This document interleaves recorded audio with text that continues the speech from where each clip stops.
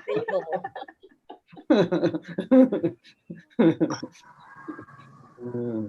The preparedness is good. Sometimes we never know that's gonna happen here and Exactly, Pak. there. So wow, okay. Salam kenal semua. Tadi Bu Silawati, okay. Ibu Susilawati Kaltara, waduh, Kaltim. Halo Kaltim. I used to work in Kaltim for 4 years. Oh, really, Pak? 2001 to 2004. Which part, Pak, of Kaltim? During the time of the early decentralizations. So anyway, and also latest place I work is in This one diambil, but lokasi atau pulau. So those are places where I spend quite a time on the site. So I don't know.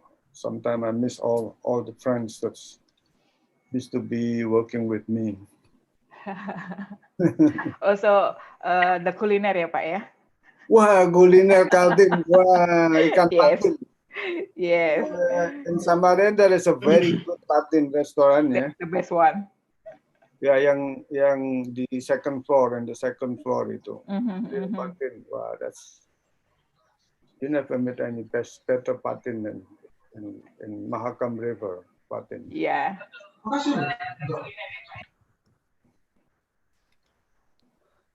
There is Febrita Susanti. Hi, Febrita Susanti. He's she's from Lombok, Pak. From Lombok. Okay. Yes. Oh, from the University of Muhammadiyah University, right? Okay. This is great. Actually, I'm really wish that we still be together for the series.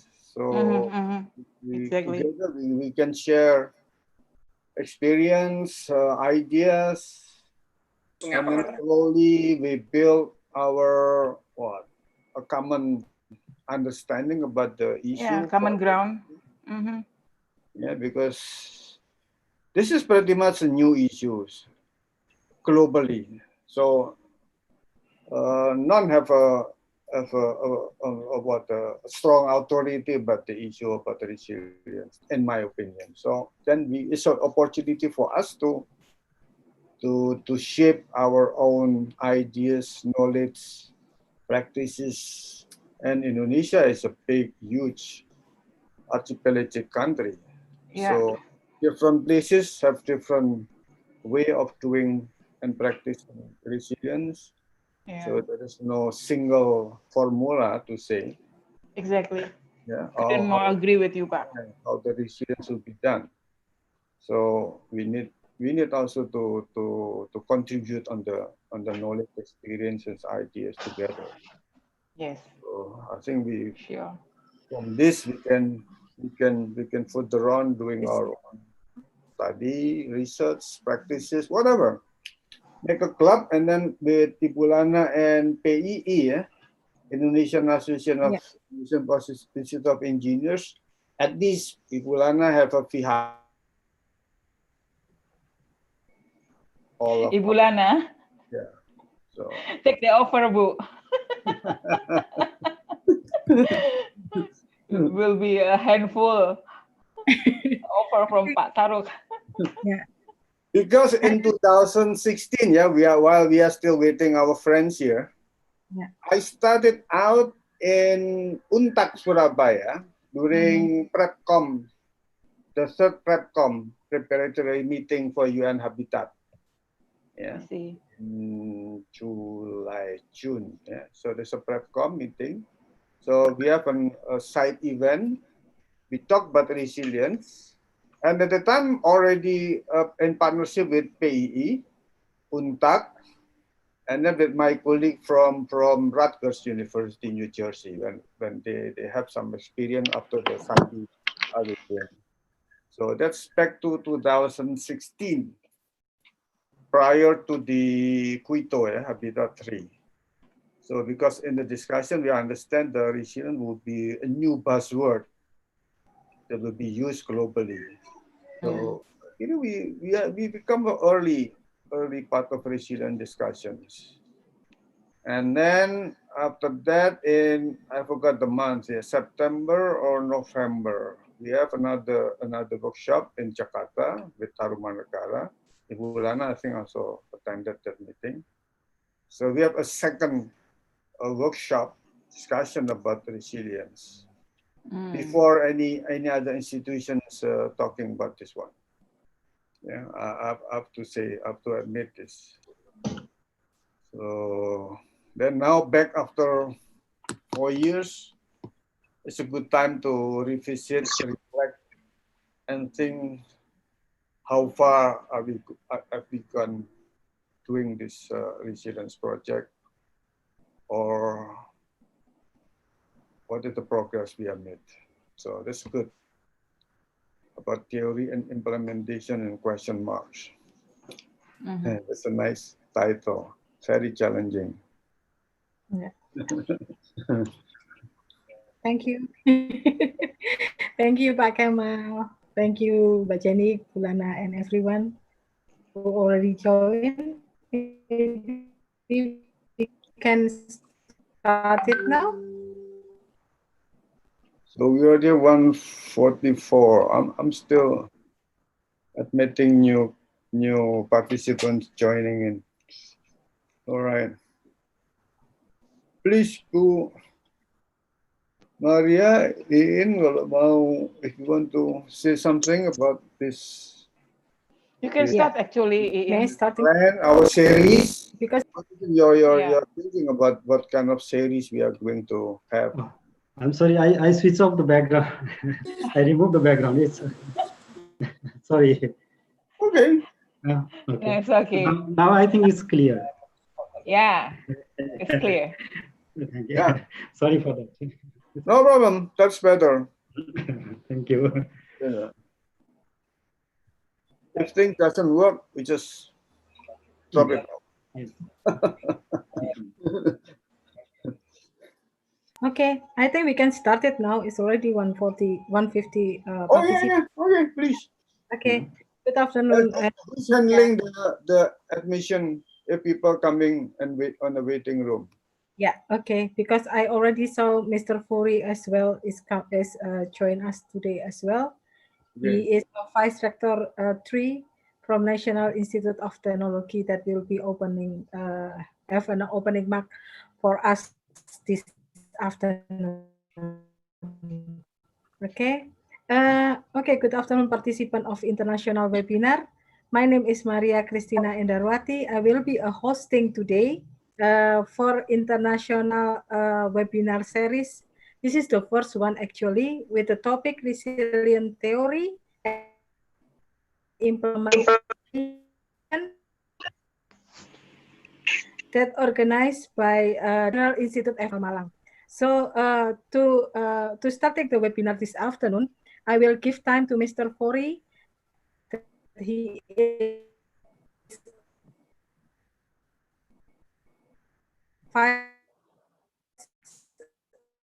third rector from webinar today. So I give time to Mr. Furi to give an opening remark today. Okay, thank you very much. Good afternoon. It's great to be here today Afternoon. and this webinar event. On behalf of the ITN Malang Board Executive, I want to welcome and thanks to all participants, which are about 387 participants from 6 countries. Thank you also to the invited speakers, Mr. Diprendra, Laboratory of Geography and Training, Tokyo University of Agriculture, Japan, Mr. Kemal Taruk, Unsak Surabaya, Resilience Institute, Indonesia, Mr. Dimas Darmo Wijoyo, Department of Environmental Institute, Transport and Infrastructure, University Technology Petronas Malaysia, and also for my dear colleague Maria Christina Endarwati from Urban and Regional Planning Department in Malang.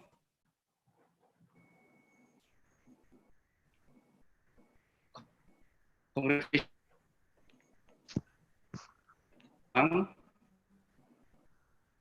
head of department, and all lecturers and committees who involved in organizing this webinar. We hope that this webinar, the first series of international webinar with topic resilient theory and implementation, will be useful and giving enlightenment for all participants in knowledge and also giving benefit for related society. So please enjoy this event and thank you very much. Greetings. Thank you, Mr. Fori, for the speech that you give it to us. And now I want to introduce this afternoon. We have Mrs. Jenik Andreas as a moderator today. She was an alumni of National Institute of Technology Nasional Malang as well. And she also graduated from a master degree in Gadjah Mada University. And also she already involved in many things of project in urban and regional planning as well.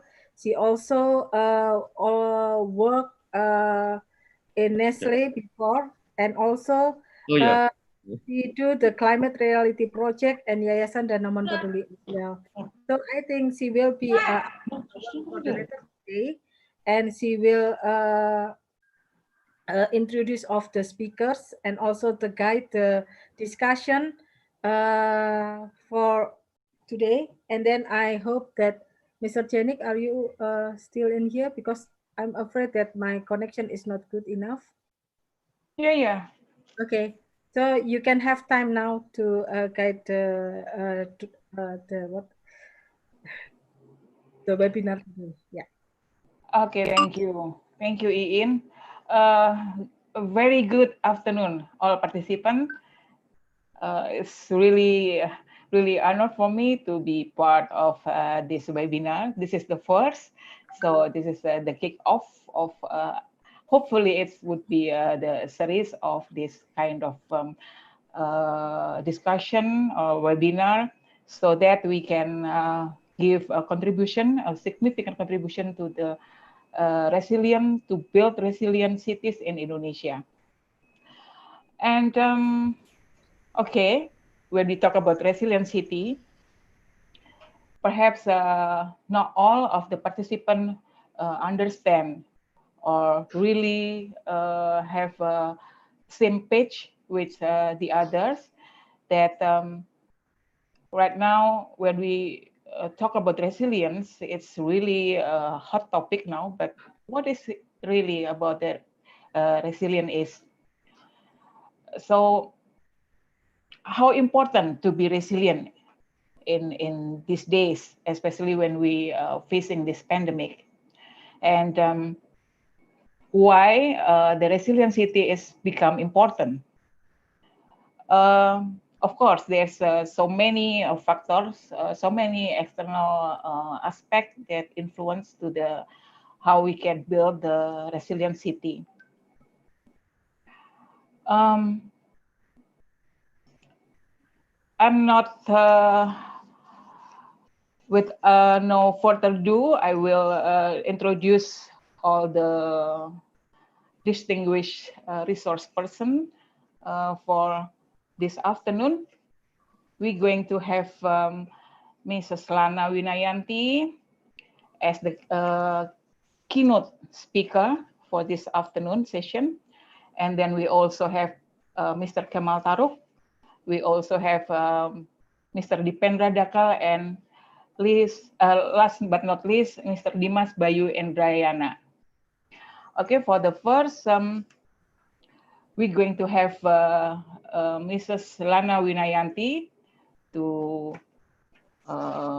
present the sharing session. She is a chairperson, Urban and Territorial Development Professional, Indonesian Institute of Engineers, has the bachelor degree in architecture and from Bandung Institute of Technology, and then have the master degree from Urban Studies and Planning, Massachusetts Institute of Technology, America, and received the PhD degree from Urban Planning University of Melbourne.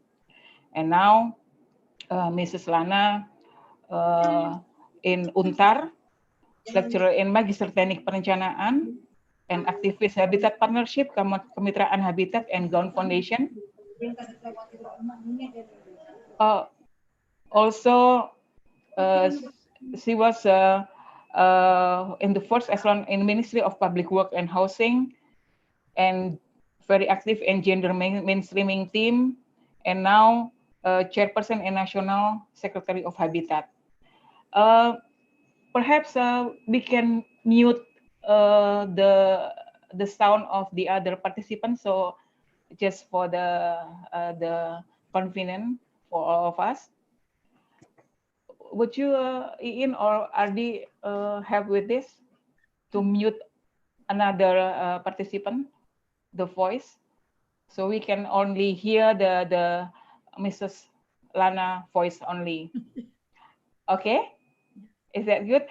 Miss Lana will have as long as time as long as you need. The floor is yours. I'll take much of your time. Yeah. Okay. Thank you, Ibu Floor is yours. Moderator. Yeah.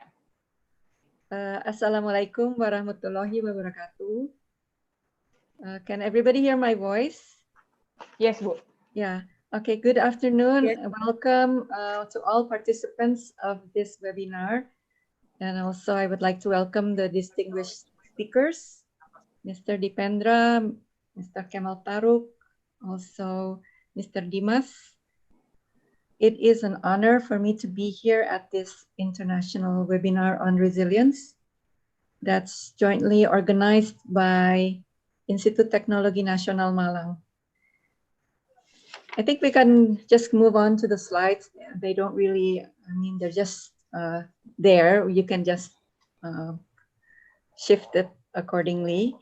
So during the past decade, I think we witnessed so many number of disasters, and the frequency keeps on piling. Like we have earthquakes, volcano eruptions, landslides, floods, tsunamis, hurricanes, and since early 2020, the pandemic corona, which has impacted many lives and the livelihood of people worldwide. And according to UN Habitat, without increased resilience, they estimate like every 77 million urban residents fall back into poverty. And the people that are mostly affected are those living in informal settlements. They're even at a higher risk.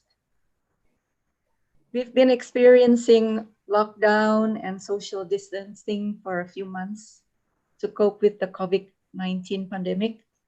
And this has really made us rethink about our lifestyle and preferences, such as now we realize we need more space to work at home. We need more open space in our neighborhoods for exercise, fresh air. We need to improve the quality of basic infrastructure. We also need to adjust to using technology for study, for work, for business, and adjusting to this new normal. There are many definitions on resilience, but mostly those are related to natural disasters that I mentioned earlier. I believe that building resilience is key to achieve sustainable urban and territorial development. One definition quoted from the UN ISDR is the ability of a system, community, or society exposed to hazards to resist, absorb, accommodate, and recover from the effects of a hazard in a timely and efficient manner, including through the preservation, and also the restoration of its essential basic structures and functions.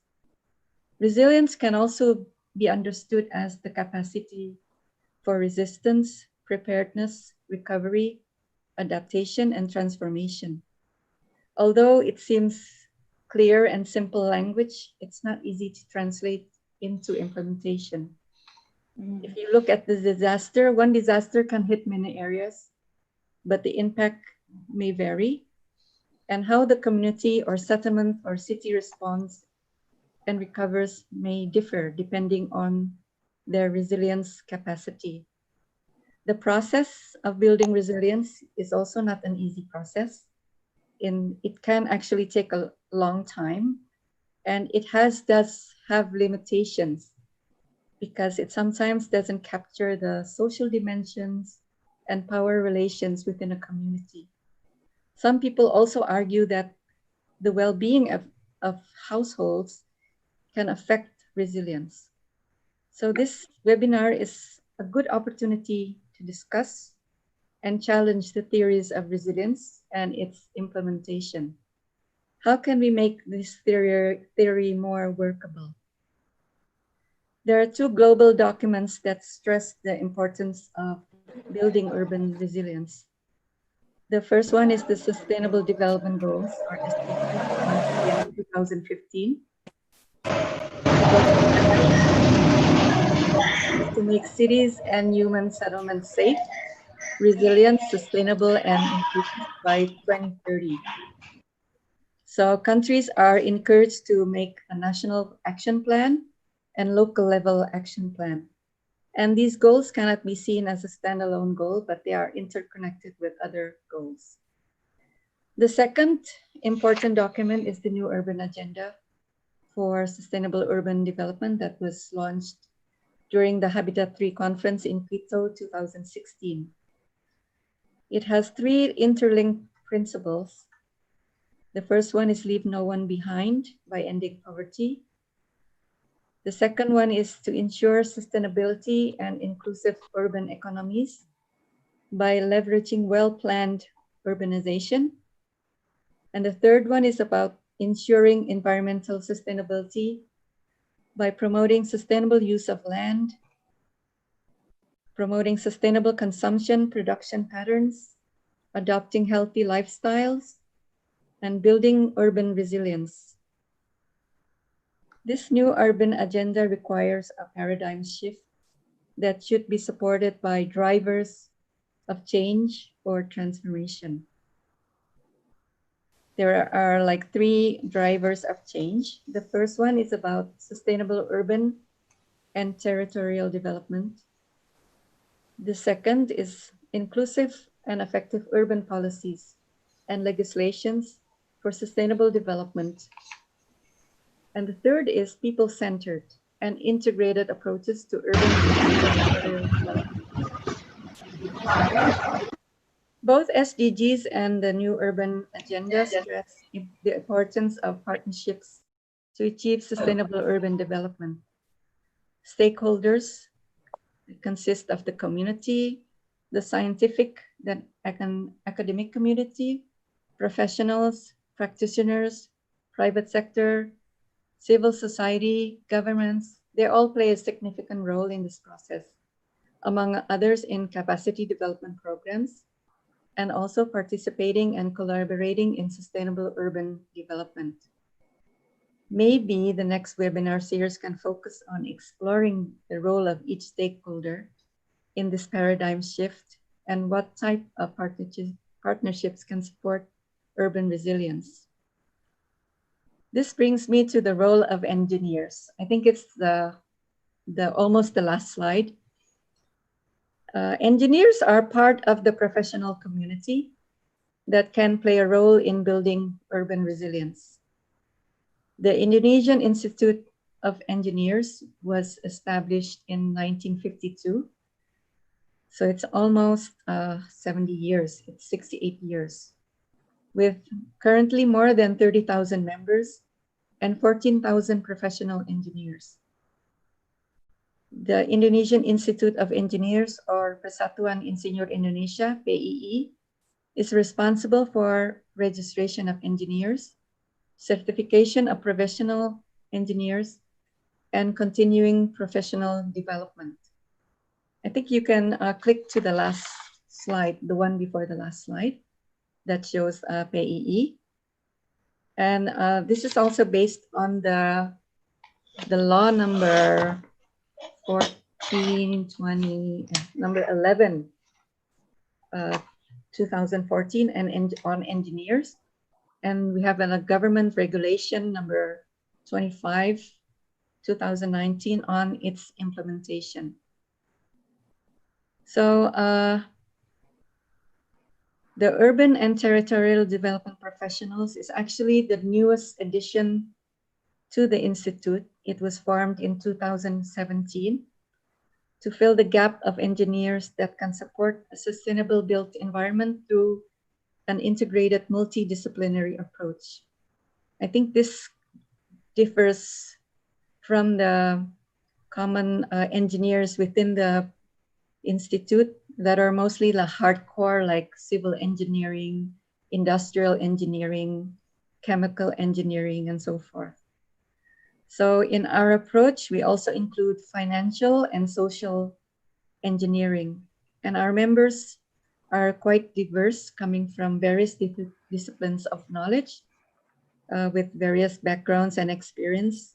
Some are architects, landscape architects, urban planners, territorial planners, engineers, civil engineers, geologists, even there is one or two lawyers, social planners, and financial planners. So we believe that through this, we can work together for better quality built environments that in the end can improve people's well-being. So I encourage young graduates to register as members of the Institute of Engineers Indonesia and become certified engineers. Well, I hope you all enjoy this webinar and use this as an opportunity to better understand what are the issues of resilience. And also we can use this as an opportunity to strengthen networking and building a knowledge platform for urban resilience. Thank you and God bless. Wassalamualaikum warahmatullahi wabarakatuh. Thank you, Ibu Lana, for the. This is a. I took note some highlight that it's really matter that how we can build the resilience of the city. It's not just a responsibility of the government itself, but also the people. Everybody's responsibility. So so building resilience city is everybody become everybody's business, ya Bu ya. Yeah, and I also underline the importance of the partnership. How we can bring all the stakeholders. We know that we have the pentahelix stakeholder. How we can bring all together in the same place. Yes. I think this would be important, and I think we can propose it for the future series of the discussion of resilience. Yeah. Because I think resilience has so many subtopics that are so interesting. Exactly, Bu.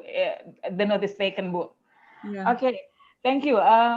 Okay, for now, I think we will dive in a little bit to another country.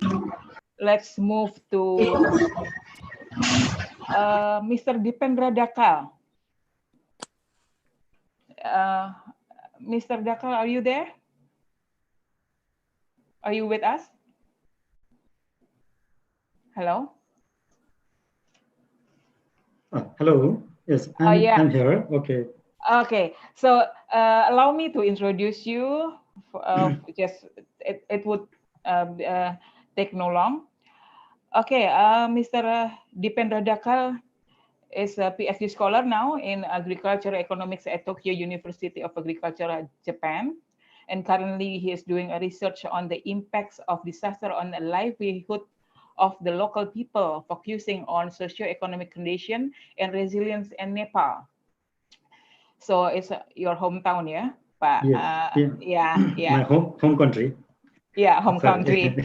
Yes. Yeah, and Mr. Daka received his bachelor degree in English and Environment Education from Tribhuvan University, Nepal, and Master of Science in Agri-Economics from Tokyo University, and granted by Hasegawa International Student Scholarship Foundation, Japan.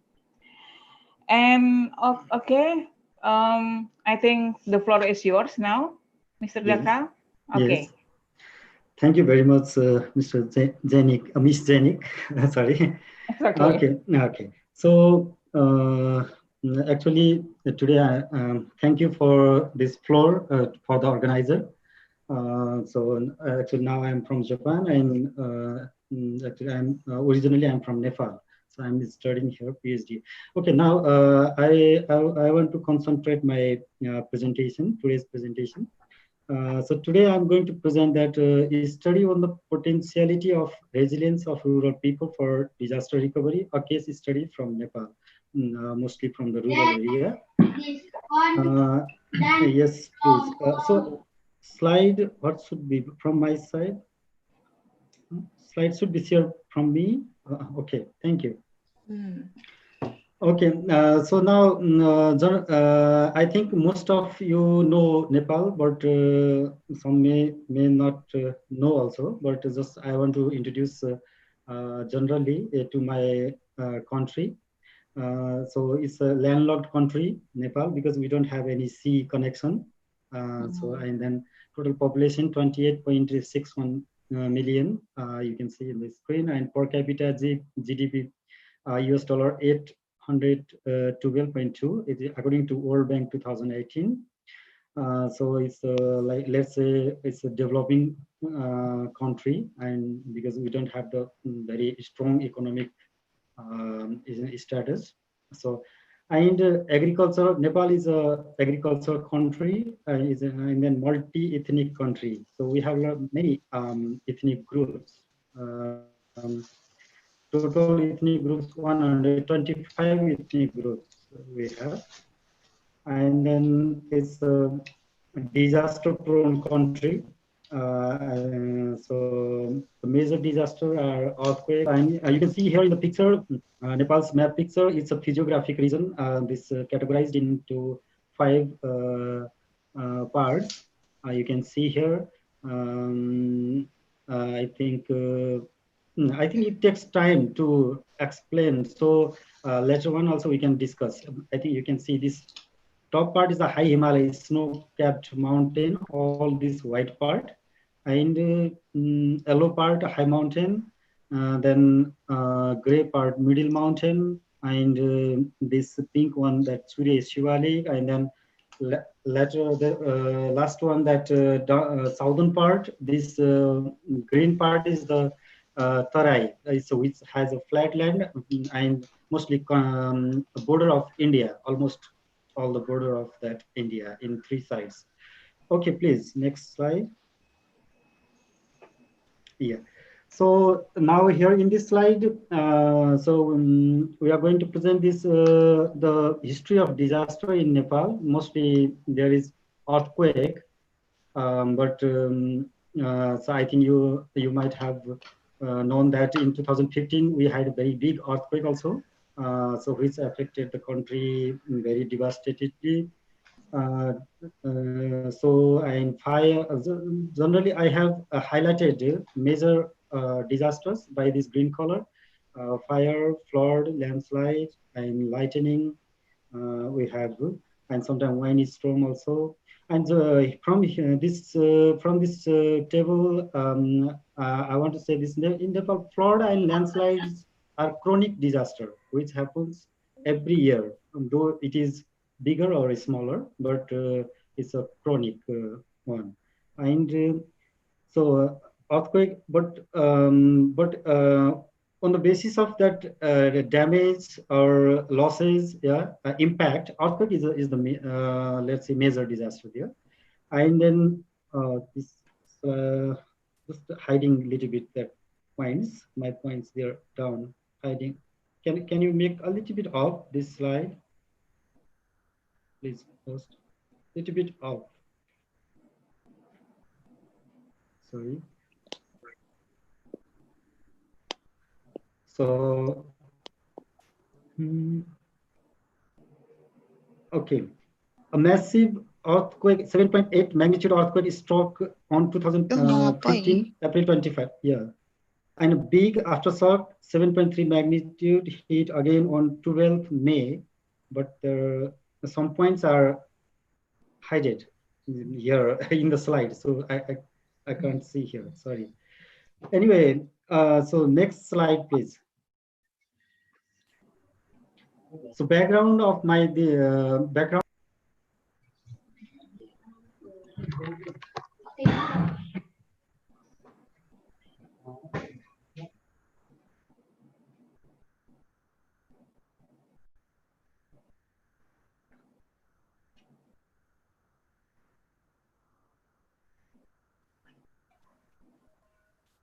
I think we lost the Please sound of unmute. Dargan. Please unmute your microphone. You accidentally press and mute it. Mr. Dakal. Okay, thank you. Yeah, sorry. Okay. Nepal is vulnerable to disaster, and the country faced great loss in the 2015 earthquake.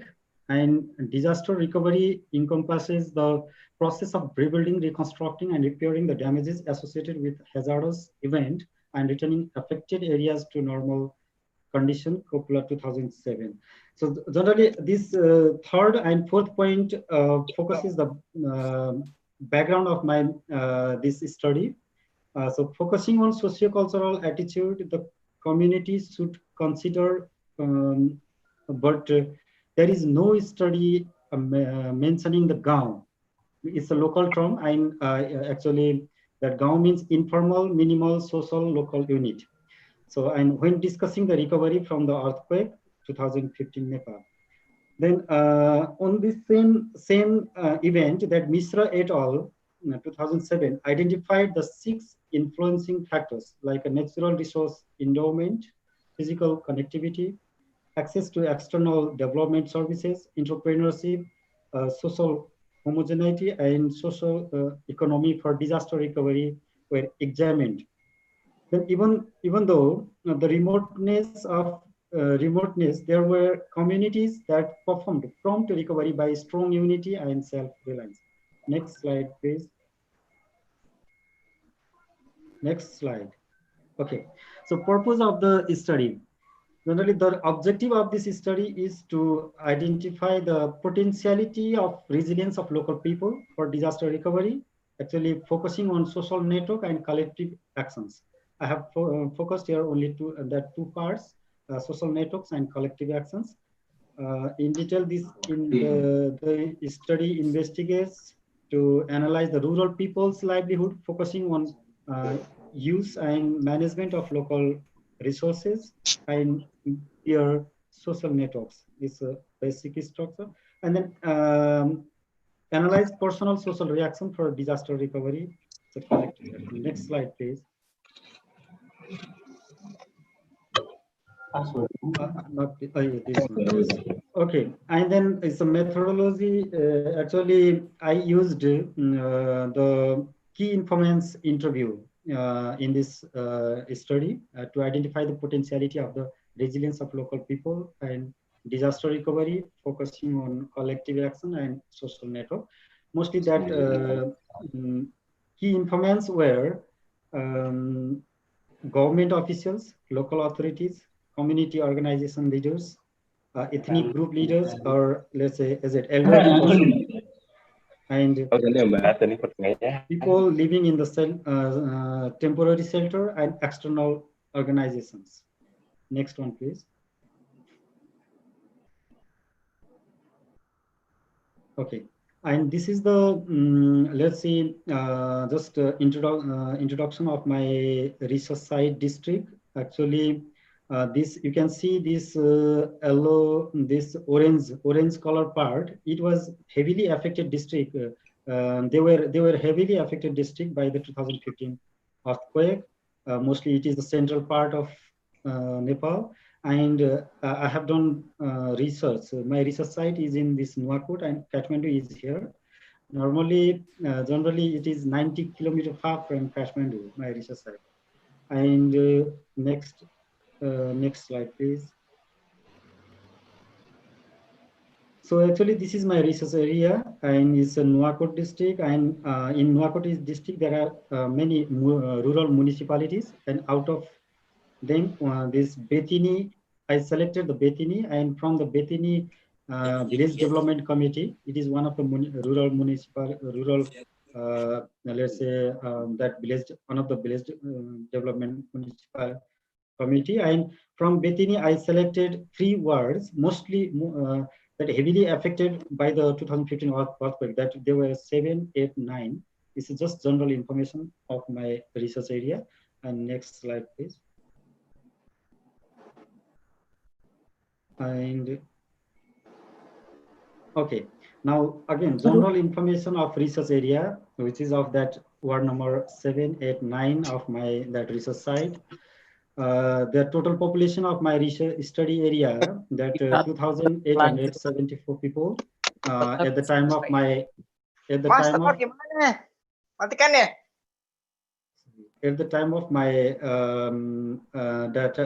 survey.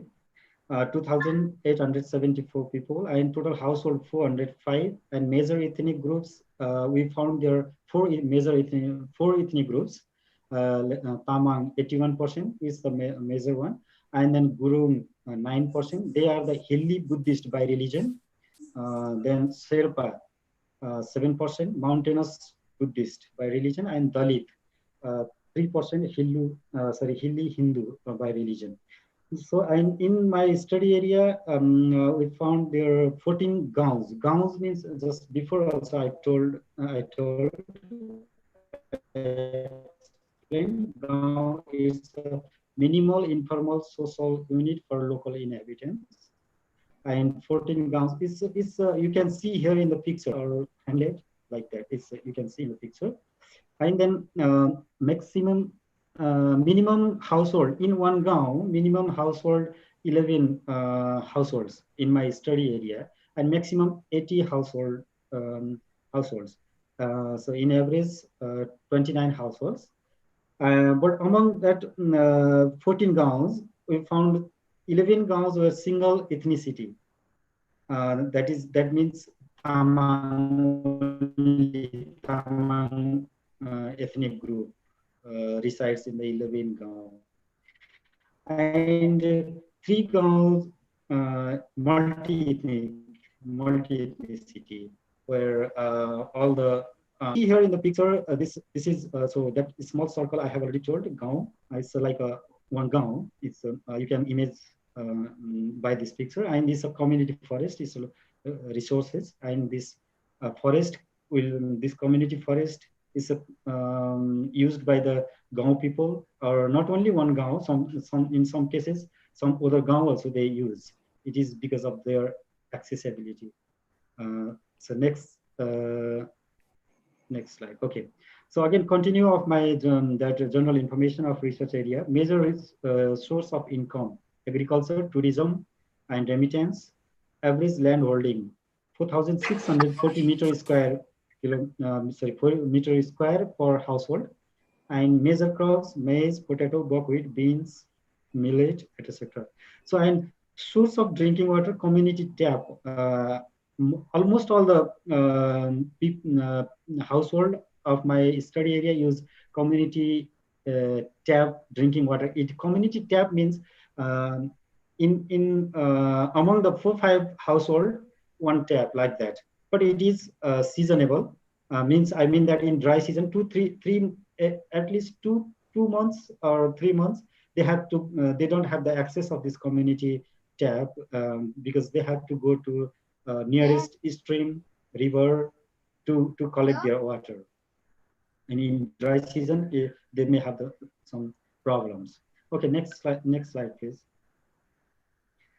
So actually here in this slide, pre-disaster local resources and their management. That pre-disaster local resources and the organization who manages those resources. I want to show here, and I want to connect this slide to the a kind of network, social network, and with support to for their resiliency. So I'm here. You can see here. So I have categorized these resources in broadly in two categories. You can see here individual resources and collective resources. Mostly individual resources is the based on household. Suppose one household may have the authority to handle that resource, like the agricultural land, livestock, private forest, income sources like grocery shop, hotels, restaurants, water mill, and this type of, they are the under household basis, and it's called individual resources. And under collective resources, I have categorized into 3 local units. So they like a Gaon based, used by the Gaon people. Gaon, just before I told that, like a hamlet on village, and then ward based and BDC based. Actually, here just I want to explain a little bit that in to form a ward, there should be some more Gaons. There will be more Gaons. That's why it is bigger area. Let's say bigger unit of than Gaon ward. And to form a village development committee, VDC, it needs some more ward, at least 9 wards. Yeah, it needs. That's why it is more bigger than ward. So mostly our research is focusing on Gaon, so which is the informal area. Most of the researchers, they go to the ward level and they collect the data in the ward level. So sometimes they take the secondary data from the ward office. It's a formal administrative unit of government, minimal formal administrative unit of government, but very less researcher. I think in these cases, I haven't found the researchers who have gone to the grassroots level, Gaon level, because there are some lives, there are some particular, let's say, livelihoods, and there are norms, values out of ward also, in lower level of the ward also, in a Gaon also. It's quite traditional, informal, though it's quite informal. So, and in Gaon, we found the, let's say, resources, it's a communal, yeah, common resources. And drinking water, irrigation water, is from the stream. Ailani, and it's also one local term. I think you are not familiar with this, and it means the land owned by government but managed by Gaon people. It's a Wailani is like a public land. So almost all the Gaon, they have the Ailani land.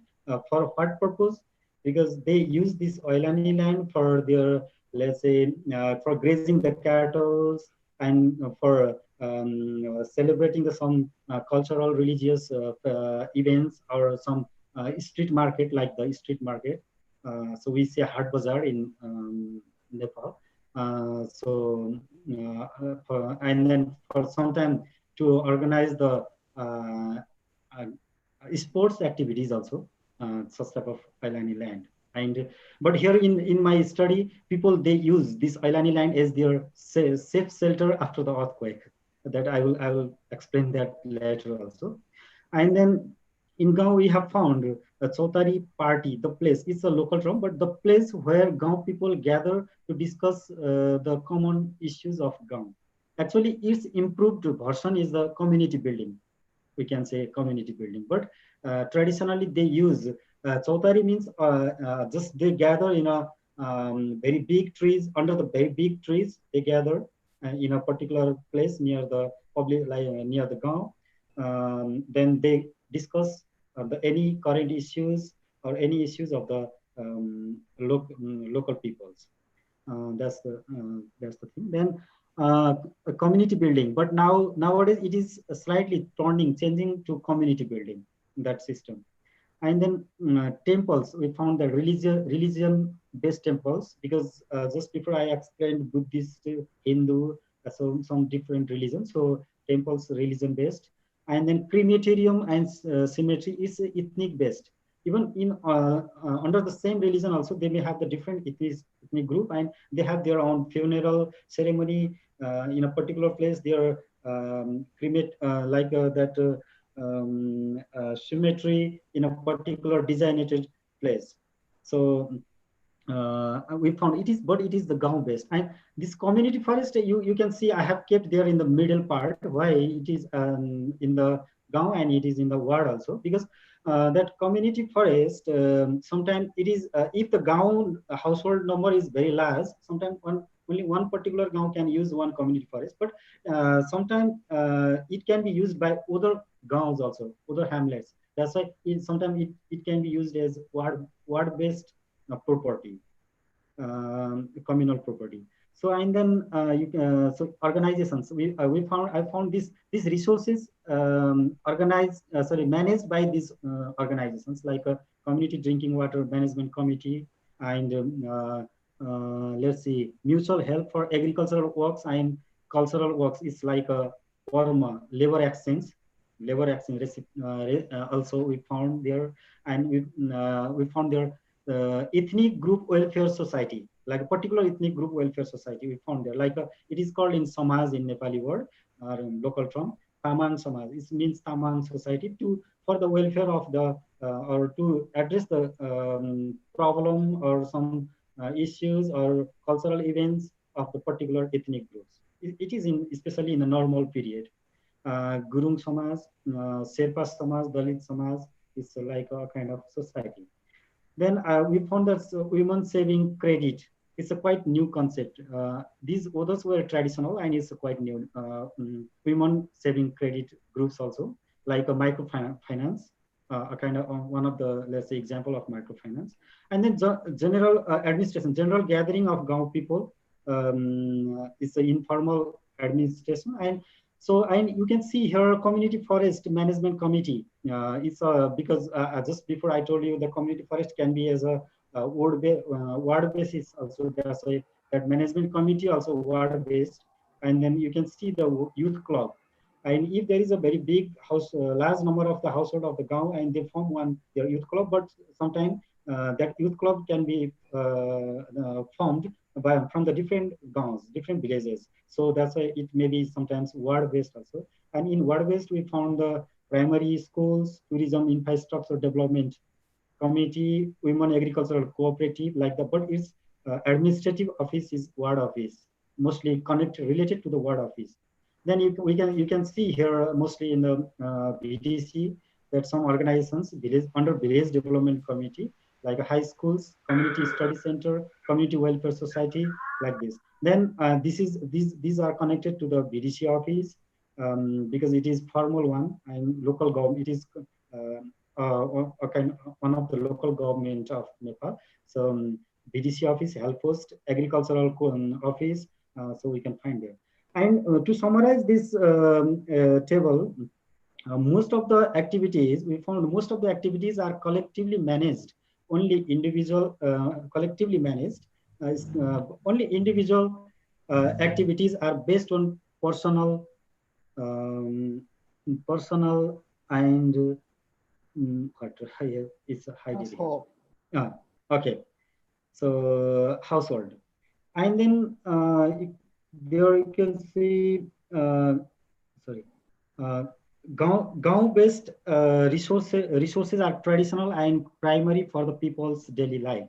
So Gaon-based resources, I already discussed that. And most of the resources are managed, resources and management of organizations are based on whole Gaon level, regardless, not seen, not visible from here, under this line, after this, not visible. If anyone can see, please, you can read. Okay, sorry for that. Okay. Okay, anyway, so next slide. Later one we can discuss for this. Yes, Please. And actually, I am focusing in this slide. I am focusing on the collective actions mostly. There, actually, it is activities after earthquake for recovery. The activities done by the local people and activities by the external organization right after the earthquake. Here, I have categorized broadly. I have categorized in two category: activities by local people and activities by external organization. It's vertically, and let's see horizontally. You can see there are three phases. I have categorized three phases. Like the first phase is emergent phase, just right after the earthquake, and second phase is the recovery phase, although it is temporary, and third one is the reconstruction phase. And this reconstruction phase is still not completed. And just I forecast some issues. It is going on. Some maybe more than 80% completed. And I think I will visit next time and for this again. Okay, anyway, you can see in this slide, you can see a timeline also. Timeline, and you can see here this 425 is the first earthquake, 7.8 Richter square. And just after 17 days, there is a big aftershock, but the epicenter is different. This May 12, 7.3 Richter scale. Then after that big aftershock, there are lots of aftershocks within the year, more than 600 aftershocks, but not so big. Other aftershock increased, aftershock increased.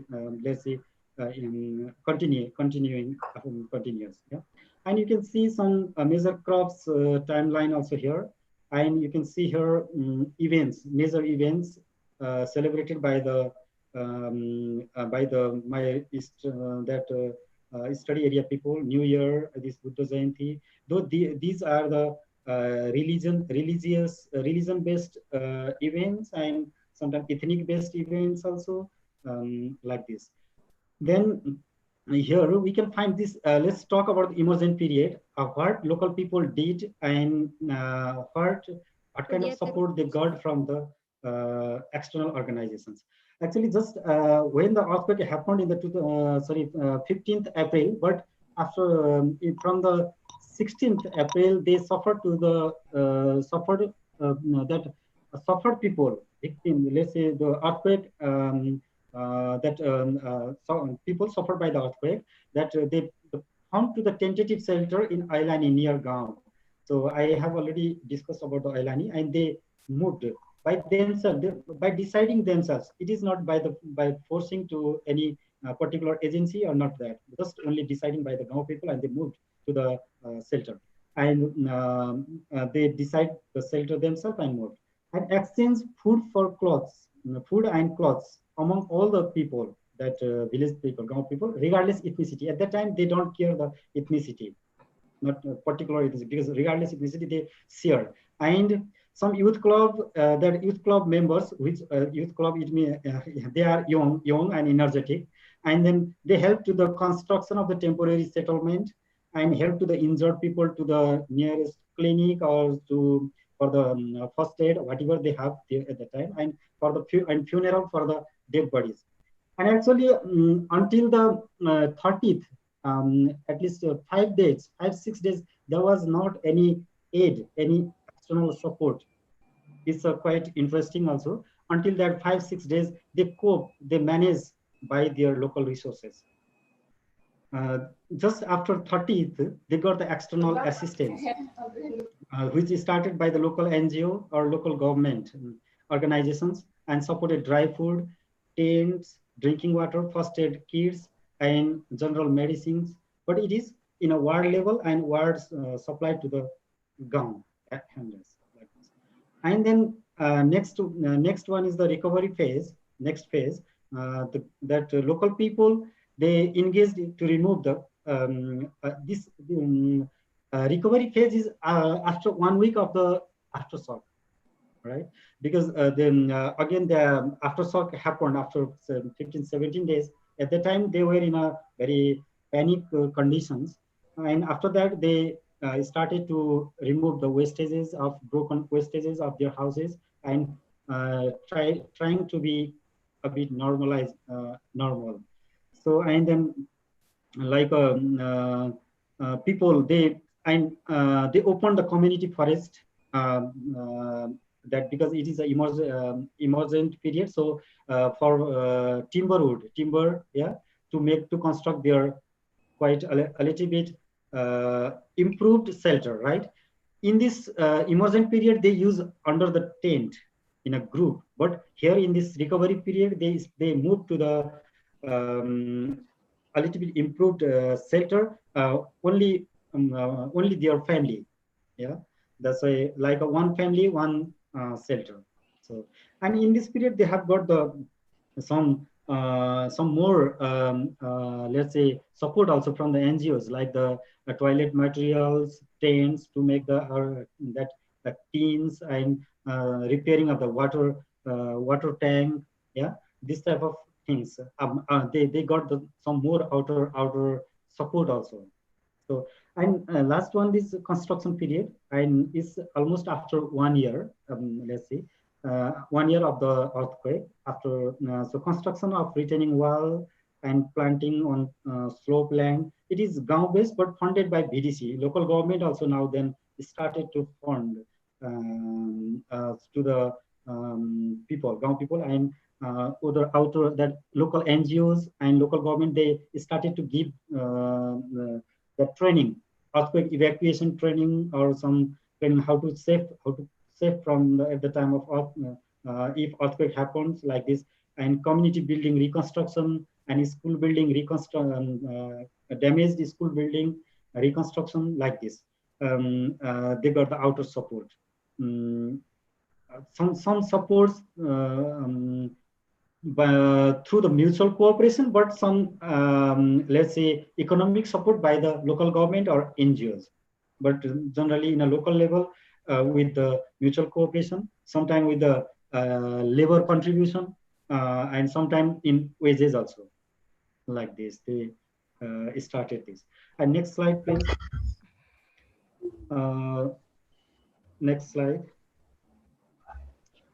Yes, and you can see the damage of these buildings, because most of the houses were made by the mud and stone. That's why they were very poor houses and damaged. And yes, and next slide, please. Just a picture to show the damage. And so just before I talked about the shelter, actually these were the shelters.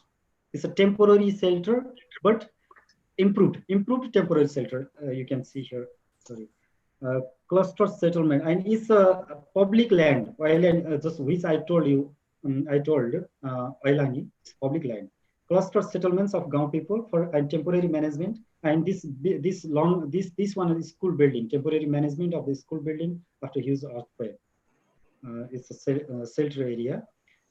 But it is of one Gaon, one hamlet. But there, this type of shelter we can find in some other hamlet also, near of that by that Gaon. As the next slide, please. Then it's now they are in reconstruction phase, like this. This type of their permanent house building reconstruction, because they got little bit subsidies by the government also. And before here we can find, before they have the that mud and stone building, mud and stone house buildings, yeah. But now they improved bricks and cements, and some people really make the concrete building also. So it's that. And next one, please. So, and it's the actually summary of the just connected to the post-disaster activities that are like a collective activities, which I discussed before that slide. So many exceptional you can find here. Many just I want to read the summary because I think it's a time limit also. Many exceptional activities found in emergent period, regardless ethnicity, but they are Gaon-based activities. And next one, many normal activities are found in recovery period. Most of the activities are related with regardless ethnicity. And not seen other points. Okay, please. So next slide. So in conclusion, that most of the activities are collectively managed for resource mobilization in rural life in Nepal. And the use of management of local social resources and cooperation among social organizations at the three levels of local units that existed before earthquake. And Gaon-based normal activities are found within ethnicity. However, exceptional activities are found regardless ethnicity, especially in the emergent period. Exceptional case, there is the regardless ethnicity. And social networks and collective activities of Gaon people were vital for the resilience. And these are the based on the pre-disaster local social resources, organizations, and their social networks. Actually, these I found this conclusion. Anyway, my research is not completed there. Still, I have to observe the reconstruction phase more. I think it is quite like a descriptive one. Let's say you can say preliminary research, and then maybe after observing the reconstruction phase, I think again I can complete it strongly. Anyway, thank you very much for your kind cooperation and attention. Okay. Thank you. Thank you, Mr. Daka. So this is interesting and quite challenging, during the emergency time, and then the what is it, early recovery, and then the recon, And if we really pay attention on the presentation, we can take a note that a traditional management system is actually already there in place. Yes. Right? Yes. And we can find also how the people, the indigenous people, also have the coping mechanism. How can they deal with the situation? Yes. Although perhaps they lack of the management scale, but I think the resource, how to mobilize the resource, the local resource is really vital, Yes. Okay, that's very interesting, Mr. Daka. From participant, if you have, shall you have any question at all for Ibu Lana, and then for Mr. Daka also? Actually, you can write it down in the chat or in the question answer session later. Okay. You can raise hand, and then okay, for a while, Mr. Daka, you can sit nicely, take a rest, and then we move on the next speaker. We're going to have Mr. Dimas Bayu Endrayana. Thank you very much. Yeah, thank you, Mr. Daka. Okay, Mr. Dimas, are you there? Are you with us? Yeah, I'm here. Okay. Allow me to introduce you, Mr. Dimas, Bachelor in Civil Engineering and Master Degree also in Bandung Institute of Technology, and received the PhD in Transport Science from the Royal Institute of Technology, Sweden. Okay, so we're going to have knowledge sharing, how Mr. Dimas pay attention on the vulnerable people. This is will be very interesting. I think the floor is yours now. Okay, thank you for invitation from ITN, Institute Teknologi Nasional, and thanks for having me, all of you. I'm just nearby, guys. I'm I'm Surabayanis from Surabaya, Bonek. And my home is just around 1 kilometer or 2 kilometer from Pak Kemal University. So means that I'm just a next door guy. No, different from Dr. Lana or Dibulana, I cannot define myself as engineer anymore. I'm planner. So for me, we need to differentiate between a planner and engineers, because if you ask me to have a bit engineering sense, I don't think I can give it, but I can give you my planning sense. Okay, that's a bit only my introductions. Can you go to the next slide? This is my critics for resilience. Sorry for to. It is normally for Indonesian. I don't know for Nepalese or from Japanese. It means that for me the term of resilience is similar also the term that we use for sustainability. Those two terms were introduced by someone who wants to create a new project, particularly in developed countries. I underline this from in developed country, because in the developed countries they have already had the society has been established well, and they don't have any major problems. For example, if you compare Sweden, I was living there for almost 5 years, and if you compare, for example, with Indonesia and Malang, for example. In Sweden, we have a one of the country with the highest GDP in the world, and if you compare, Stockholm is one of also the highest GDP, has the highest GDP per capita within the Sweden. So they don't have any. They have a good education system. They don't have any inequality problem in terms of the education among the citizens, and that's why maybe that's the combination between a good income and good income and also good education system make their political system, their democracy system is better, is good. If you compare with Indonesia, maybe we have a problem in equality in income. We still have big gap between the rich and the poor, and also big gap in education between the rich and the poor.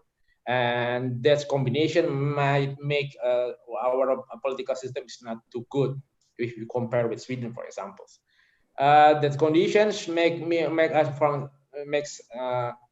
maybe the poor people normally is exploited in many terms.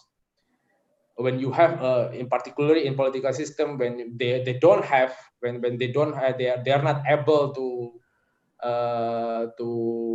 buy the information because they don't have money, and they cannot interpret the information well if they receive the information. That's kind of the combination will make the poor people always be exploited by someone who wants to push their candidacy. When we have this kind of condition, we have a bad political systems or not good political system, I will say there's a probability that our other sector also will be influenced. One of the example is everybody knows that angkot is not, we cannot define that angkot is a part of the sustainable transport systems. But in Indonesia, we still have angkot everywhere. So in many cities, in many places, we still have angkots.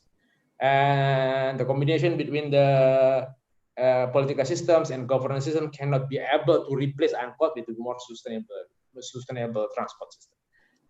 That's why, for these reasons, if we talk about the sustainability or we talk the resiliency and so on, it's a bit difficult to be implemented in Indonesia or in for me in developing country in general. But I will I will focus this to Indonesian researcher to Indonesia. What can I suggest is we don't need to really focus to the resiliency, but we focus to our fundamental research. How we focus to fundamental, and when we have a good fundamental research, it's easily to link our fundamental research to resiliency. it's easy to link our fundamental research to sustainability, because the sustainability, resiliency is our broad meanings, very multidimensional, has a multidimensional meanings that easily to be linked to any fundamental research. What I can say also from the Mr. Dakal presentation, also he focused on one of small aspects fundamental research that can link to resiliency. That's one of the good things. And I will try to share some of my fundamental research that might be can link to resiliency and can give a different perspective or give another input in our understanding in resilience, particularly in Indonesia case. Can you please to next slide? This is one of the place that I really proud, because this is the map of the Mount Merapi. For someone for those who don't know Mount Merapi, as I remember, as I know, is one of the most active volcano in Indonesia. Mount Merapi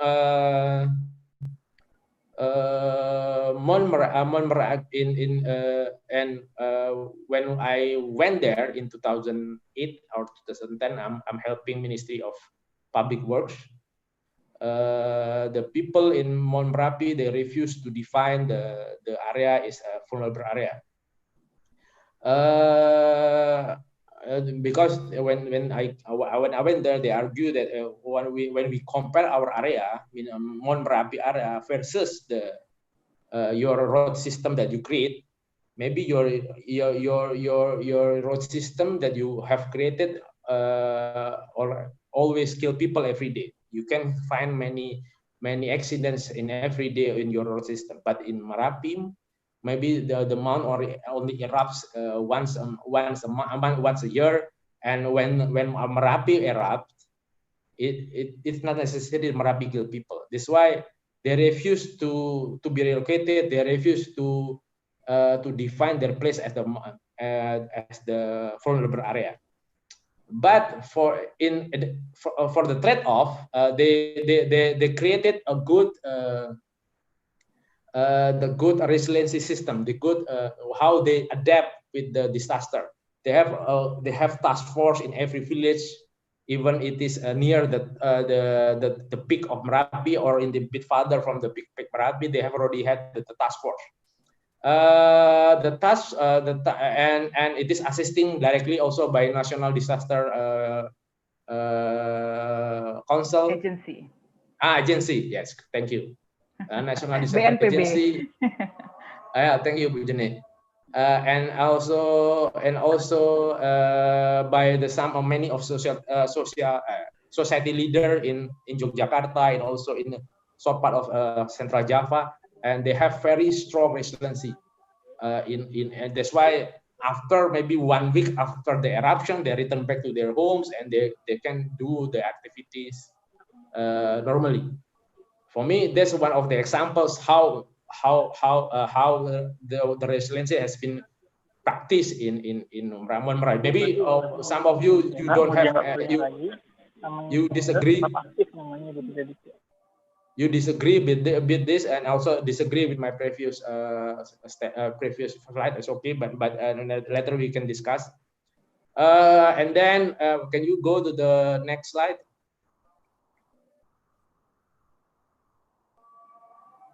Okay, this is the another area in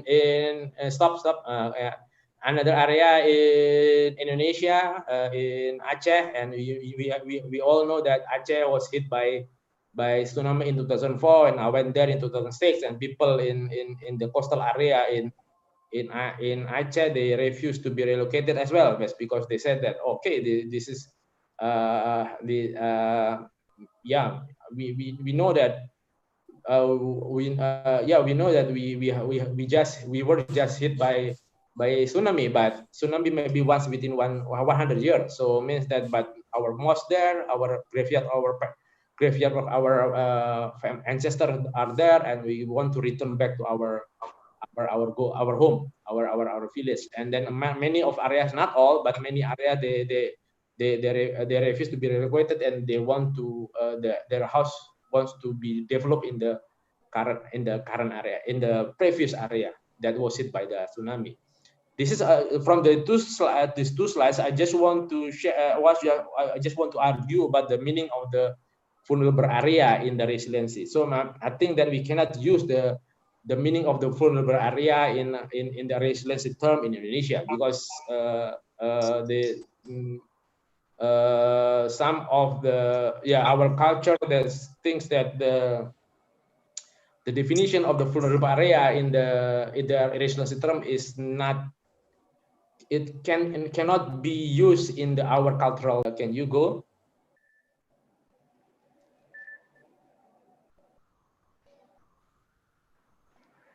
Next slide, sorry. Okay, this is one of the example of one of my projects in 2006 in Jakarta metropolitan area, when I help Ministry of Transportation. Ministry of Transportation after the tsunami in 2004, and Ministry of Transportation wants to strengthen the transportation network in Jakarta, because Jakarta is the most vulnerable, the most vital area in Indonesia. The 30 million people living here, and it is a center area. This is how do you say it? Ibu kota, how to say it? Yeah, this is and also this is business center of Indonesia. And when it is hit by the big earthquake that was predicted by many researchers, we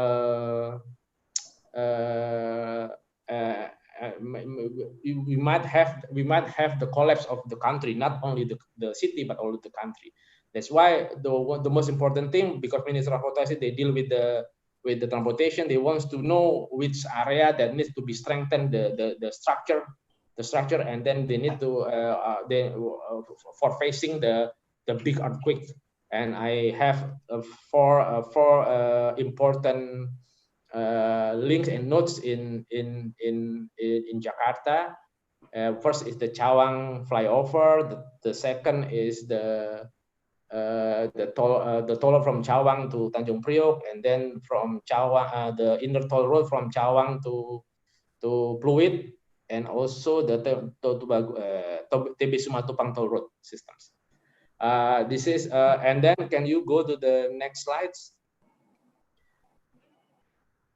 In continuing the projects in 2008 in the Merapi area, and we also propose the escape route, and that can be used to refuge and to improve the accessibility between the vulnerable, between the top, the peak of the Merapi to the safer place in the south part of the Merapi.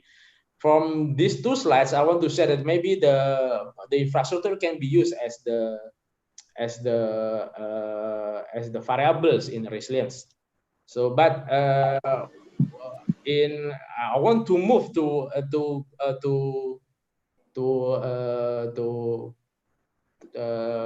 argue that maybe within vulnerable area, or within in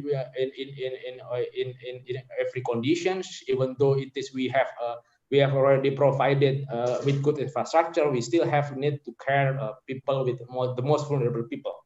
Like in examples, when I talk about the Merapi, the Mon Merapi society, they have already had the priority with people that they need to take care more in terms of resiliency.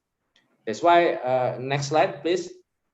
That's why I think that the next slide has been also suggested by Dr. Lana, Ibu Lana, that this is SDG, Sustainable Development Goals.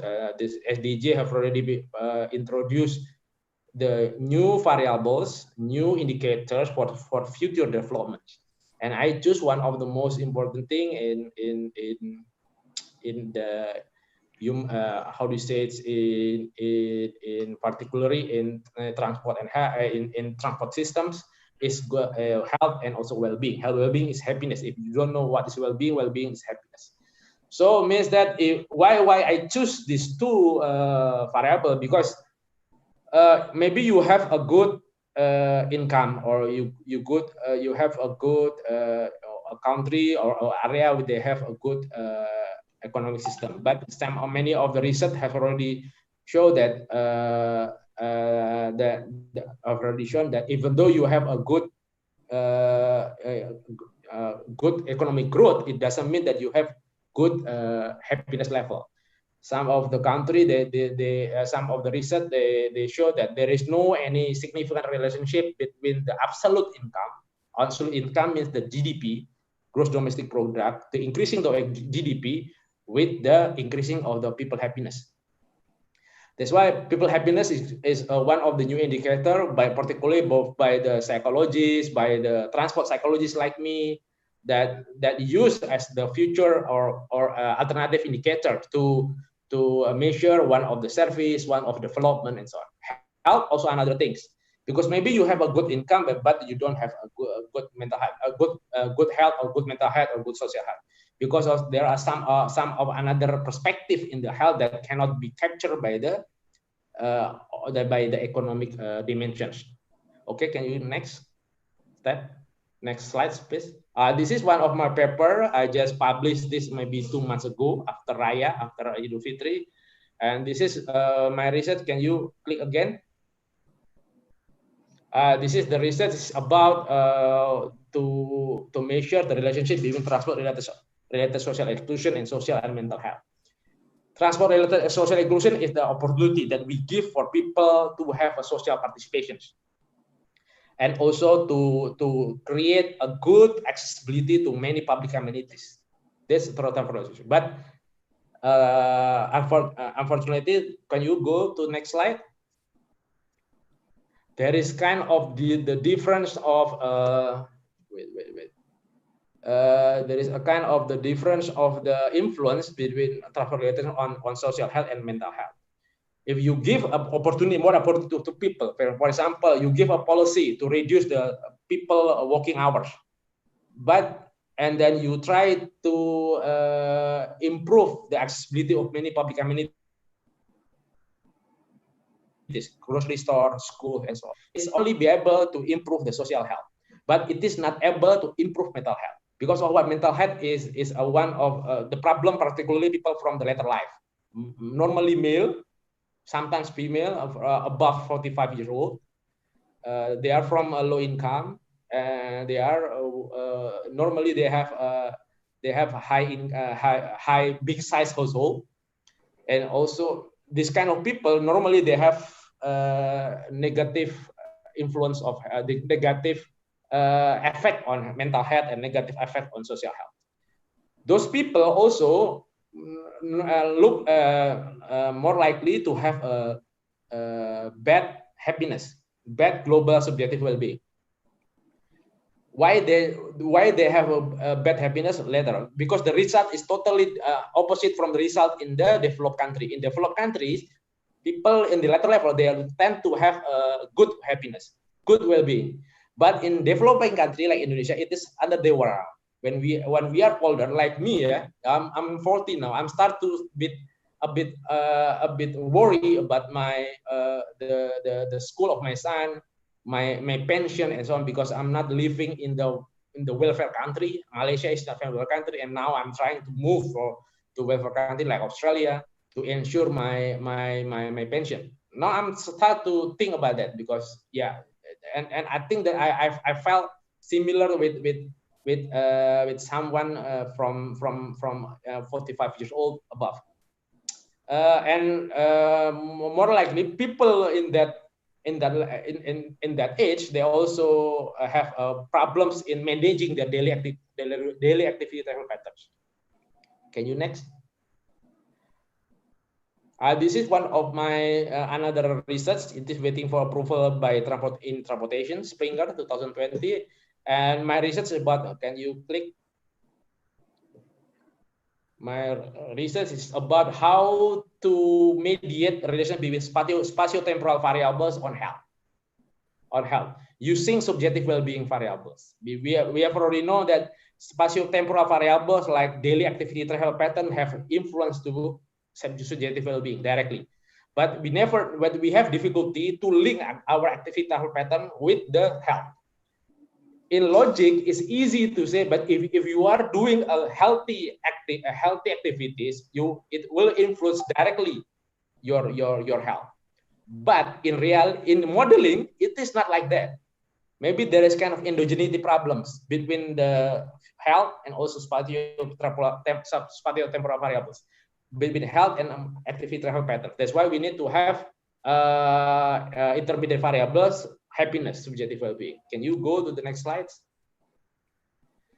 Yes, and we did it to explain that, and yes, happiness can explain health, and also can intermediate relation between spatio-temporal variables and health. And we use two types of the subjective well-being variable: global subjective well-being variable, or sometimes we call it life satisfactions, and daily experience.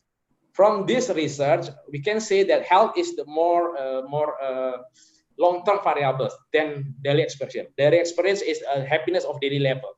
The happiness of daily level cannot explain our health, and health only be able to explain by global subjective well-being. From this research, we can say that people from later life, male above 45 years old or female from the above 45 years old, they have problem in happiness. It is against the result in developed countries as well. And the most vulnerable people is the one who is at age 45 years old, the one I repeat, the one who is vulnerable is the one who from the people at age 45 years old and above, and they are part of the low income, and they are having a big family. They're having a big household, and they have commitments to do working longer, and they are residing in the farther area from city center. This is kind of inequality, because normally if you are from low income, you tend to work longer. You tend to work 6 days per week, and you tend to work around 10 to 12 hours per week, per day. That's why this kind of problem will be a very vulnerable in terms of the subjective well-being, in terms of mental health, and in terms of social health. And when we improve the condition of people in that age, in that condition, and then we can improve the social health and also physical health conditions. Can you go to next slide? This is I want to share. Can you click again? Good. This is I want to share our recently research in the COVID-19. You can see that this is still under writing, and we will publish this to transport. We will submit this to transport policy. We can see that there are some people that are really vulnerable with the COVID-19. First is people that felt frustrated. We call it this as unpleasant activation. Unpleasant activity. They unpleasant, but they active. They frustrated. They worried, and they displeased, and so on. Those people, they tend to have intention to do more trips during and after COVID-19. During butuh translator kurang. And then there are another group of people as the one who depressed, the one who are depressed. Depressed and tired as two dimensions in emotional well-being that define people who has unpleasant deactivations. People who depressed and tired, or sometimes we call tired, are the one who might have problems in lost job. They might lost their job, or they may lost their families, and that's why these people, they don't want to do more trips, even during pandemics or post the pandemics. There are no another vulnerable people as people in Jakarta and Bandung, because the Jakarta and Bandung receive longer lockdown situations than the other areas in Java Islands, and they want to free from the travel restriction more than the other people in other area in Java Islands. So these three things is one of the when we need to, we can highlight these three peoples that people are frustrated. Normally they are okay, they don't have problem with lost job, but they are frustrated because they don't have any income. They cannot raise incomes, and they're frustrated. They want to go and they want to find income. They want to achieve their achievements. They want to anything, and then this make these people frustrated. The frustrated people, the people with implicit activation will tend to go outside, tend to go to do the trips. Okay, can you go to the next slide? Actually, there is one of the table that I hide that things as tell that not all the some of the people they tend to hold they tend to continue the online activity after pandemic. For example, for the working from home and study from home, they tend to continue after the pandemic. But there are some activity that accounted as the leisure activity. For example, shopping for sightseeing, shopping, or shopping for the electronic, shopping for buying something that tertiary. They don't want to continue to do online. They want to do it offline. That's why there are a tendency that people the working from home will be continued, and because it is liked by the respondents, there's tendency that people they tend to stay at home more to avoid the virus and avoid the pandemics or another pandemics, and there is a tendency also to buy food online. There is also tendency that people the business of the food online, the food will be relocated not in the middle in the city or center, but relocated into fringe area, because the food industry should place closer to the residents, to the people who stay in the residence area. This is one of the conclusions that I want to see how the fundamental research can link to resilience. I see from my point of view that people at later life is the vulnerable people. If you are hit by any disaster, you are hit by any economic crisis, you are hit. These people are hit by the economic crisis. These people are hit by the disaster. These people are hit by. These people are hit by pandemic. These people will have more impacts. Will have more negative impacts. So maybe because these people they have a less social context. That's why they have bad social health conditions. They have less financial well-being. I can say that my financial well-being is better when I was 24, 28 than now. For me, I can produce more. I have more productivity when I was 24 to 28 when I'm still working with Professor Roger Tamen.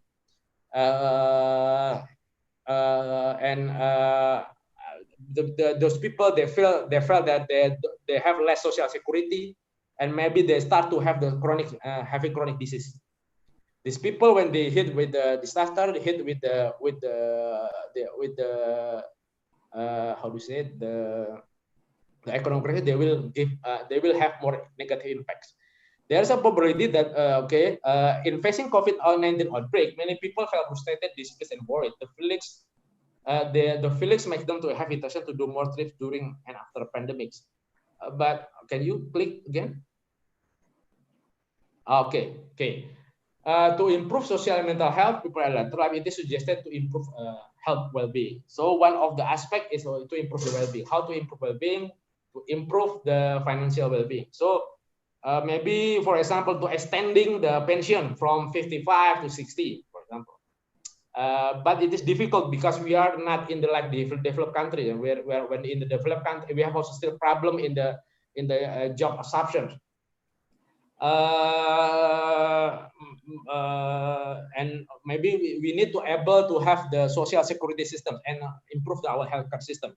I know that we still have problem in our healthcare system, our BPJS, but if when we improve this, it will make more secure for people, particularly for people from 45 years old above, when they will have more security in their health. And also pension system, how we expand the pension system to other people. One of the things for improving our social health is arranging social engagement for people above 45 years old. It is not easy as well because we don't have any public facilities to gather many people. To facilitating people who feel frustrated, normally it is also implemented in Europe. You need to make people go outside, but we don't have enough park. That's one of the problem when I return back from Sweden and stopped by in Indonesia and then now in Malaysia, because in our society in Malaysia we don't have any parks, and then when it is happen, it is one of the aspect when the vulnerable people, frustrated people, they cannot run. Okay, Mr. That's done. Okay then. Okay, so okay, this is the last one. Maybe if someone was interested to do this research later, but later we'll discuss. Okay, thanks. Yeah. Okay, thank you. It is very interesting how Mr. Dimas paying the attention to the vulnerable people, because we are now have another definition of the vulnerable people. Okay, I took some notes, some highlight that already in the session, that the fundamental things that already explained is really actually is really the vital thing to build the resilience, ya Pak, Pak Dimas. It should be done before the disaster take place, and also it's interesting when you mention about the Merapi, how the people there they cope, they have their own mechanism. You've heard about Jalin Merapi? Excuse me?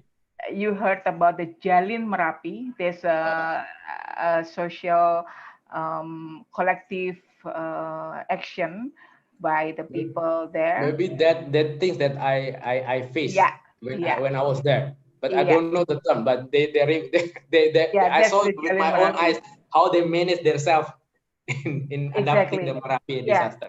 That's the best practice ever to cope the how they can make the contingency plan during the emergency time. Yes.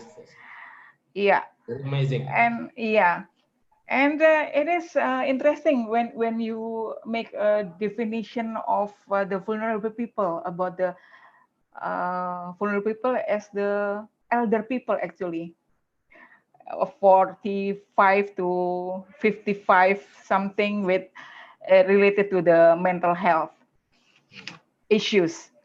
Okay, I think a participant already took their own notes, and Mr. Dimas, you can sit for a while, and we're going to have the last but not least, Mr. Kemal Taruk, the well-known Mr. Kemal Taruk is research fellow at Resilience Institute of University of Untak, Surabaya, and professionally, Pak Taruk is a senior fellow and co-founder of Territorial and Urban Development Professional of the Indonesian Institute of Engineering. He was the former president of Indonesian Association of Planners and also Senior International Lead Fellow on Sustainable Cities and Fellow of 21st Century Trust.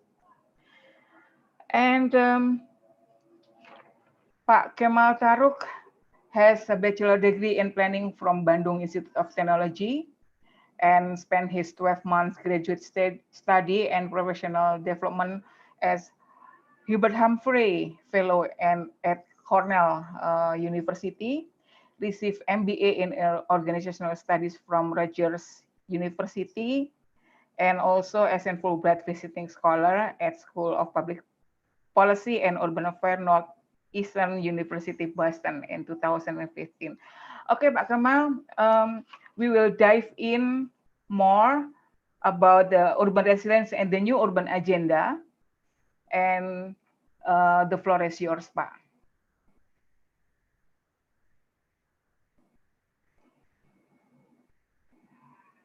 Pak Kemal, perhaps you can unmute the speaker. Did you get my screen share? Yeah. You get a full screen, right? Yeah. Okay, good. We got it.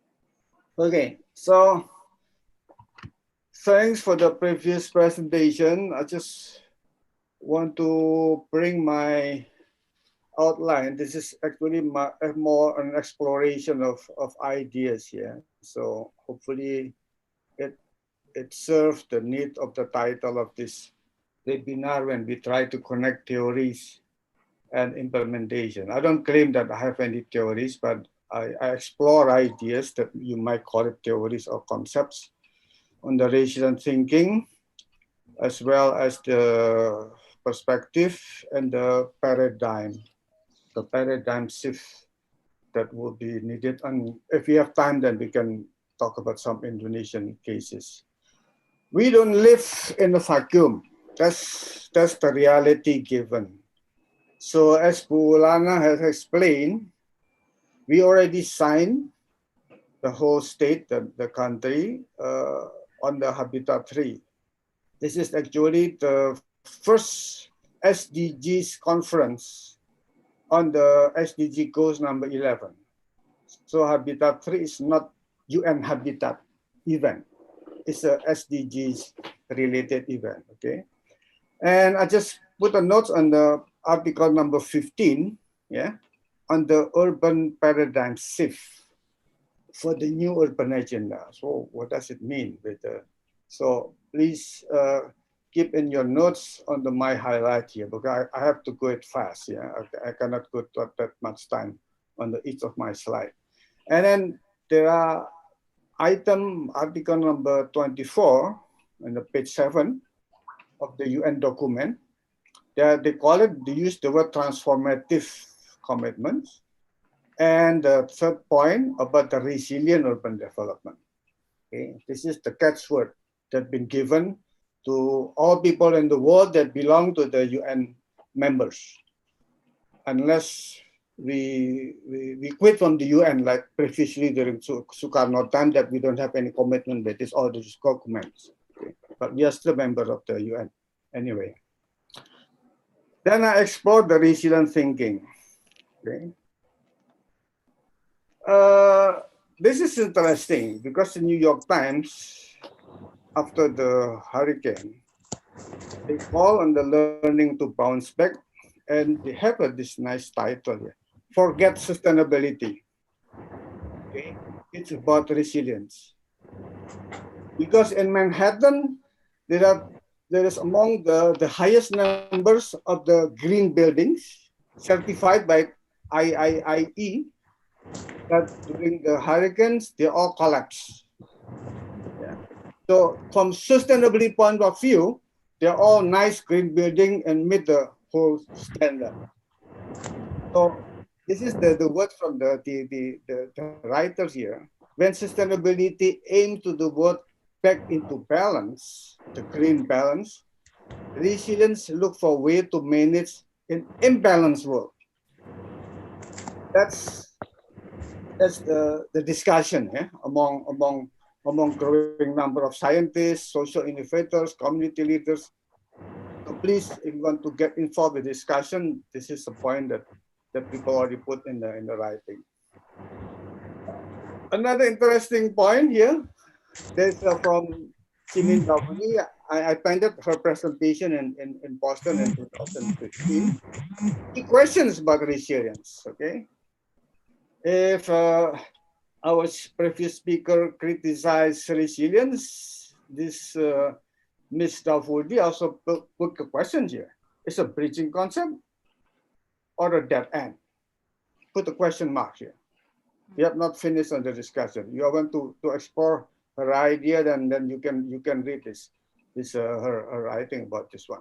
Very interesting, because in the discussion that I attended in the American Association of Geographers, some people are very critical about the whole concept. Even they are very critical about the concept of sustainability itself.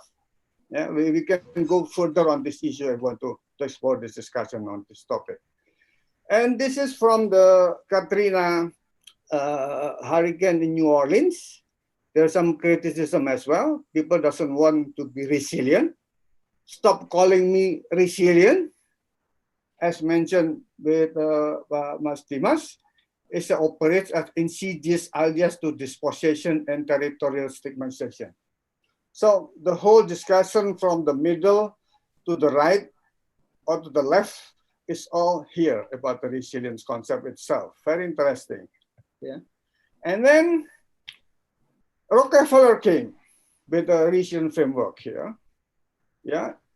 It's about more than 100, I don't know the exact number right now. It just closed the program last year, but it already hits like 150 cities, big metros all over the world.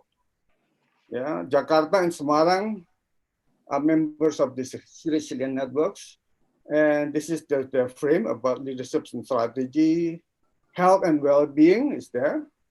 Okay, economy and society, and infrastructure and environment. This is the words that already discussed previously. And then they put a nice way of framing the issue on try to see the chronic stresses and the acute shocks. This is how they differentiate about the parameter or variable or the hazard that people are facing. Okay, this is the chronic stresses as defined, and that's the definition as well, but mostly this is the idea. And if you look at the Indonesian situations now, the World Bank already make a very recent report. For me, it's still considerable challenges, chronic stresses, challenges, we can see this one, about the population of Indonesia, the inter-family poverty line, the vulnerable people, if you want to put this way as well, quality of health clinics, the health issues already mentioned here. And then the education, stunting is also related to health and nutrition. This is the chronic issues that Indonesia is facing now. And I just took from one of the, this is from the security index, the prosperity index. We are Indonesia almost in the still red and yellow line here. Means this is Scandinavian countries. Sweden is here among the top, of course. Netherlands here. Indonesia number 33, Thailand 64. It is India, Nepal, and Bangladesh as well. But we are here almost all in the green and in the yellow and red. Means we are not still substandard. But we have the green one here that I'm going to talk this later on. Also, another chronic stresses is increasing inequality. This is the trend we are facing. It's not going down, okay, unfortunately. And urbanization is high. Okay, this is the projection from the Statistic Bureau here. We are going to hit 66% urban populations. US is 82, China 68, Indonesia already hit 57, almost the same projection here, while India still 35, mostly still rural. This is just a comparison. So people now moving into cities, crowding out the cities. And then 1/5 of Indonesian urban in Jakarta core, officially, is mostly live in the slums. If you try to relate it with the vulnerable people, they are the most vulnerable people in major cities in Indonesia. So this is one of the picture chronic stresses as defined by the Rockefeller framework. I borrowed that one. Don't forget, we still have endemic diseases. This is another chronic stresses. We have tuberculosis, malaria, leprosy, low rate of immunization, stunting is here, obesity, smoking. This is all chronic stresses that will relate with health, as mentioned before by Mas Dimas here. And just try to add some more element here.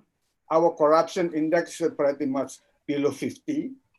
If 100 is very clean, we still not just below the half. It's not really, we are progressing if you want to use this chart, but not yet reach the satisfactory level of we are eliminating corruptions. These are all the chronic stresses as defined, but then we also experience acute shocks. Okay? Normally, it's mentioned by definition of 100 RC, earthquakes, floods, disease outbreaks. Interestingly, is here. Okay, and then terrorist attacks as well. So this is acute shocks. Now I just want to more focus on these outbreaks. My way of exploring and perceiving what we are going facing now is from the global network. Now we have my own word, multi-locals here, dots, as a polycentric nodes of the outbreaks globally. So the global picture is now become polycentric nodes of outbreaks, the shocks. And Indonesia experienced the same. There are dots here across the country. And then this is the very latest figure that I just picked up today. And we are still very much in uprising shocks. It's not yet finished. Yeah? With regards to all the best effort that the government people are already trying to do, we still not overcoming our shocks here. And then WHO say that we still have a long way to go. Okay, and the vaccine, according to the New York Times, I just quote here, they will be released as a safe, overall the whole testing procedures in 2036 or 8 here. Okay, it's still very much to go. And then there's already warned these shocks will impact the supply chains around the world. Global food supply will be holding up. Warning about the hunger pandemic. The world will be in a good million of hungry people. These are the shocks that makes me questions. Will this pandemic shock be the global chronic stresses? We don't know. So we are facing it now. We don't really understand. Yeah. But then I just try to borrow, as we discussed in this topic this afternoon, on the resilience itself, with all the debates, yeah, that I put in the opening, that resilience one is not the sustainability, and the other one is very, very critical about resilience itself. That people doesn't want to be called as a resilient community, because means it's a disguised dispossession of people's right here. Textbooks, some reading, theories mentioned, but two main resilience perspectives. This is the engineering perspective, engineering concept, and they use the word ecological, even though I'm not really fully agree with this word here. But okay, we take it. Bounce back engineering is like this, and bounce forward means you have to face something and then you move forward to another curve here. So this is two main resilience perspective. I just borrow and take it as a starting discussion here.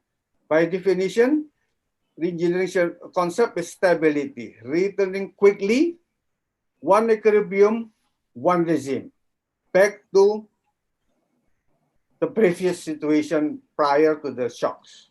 Okay, but the other one is more persistent, multiple equilibria is here and then here.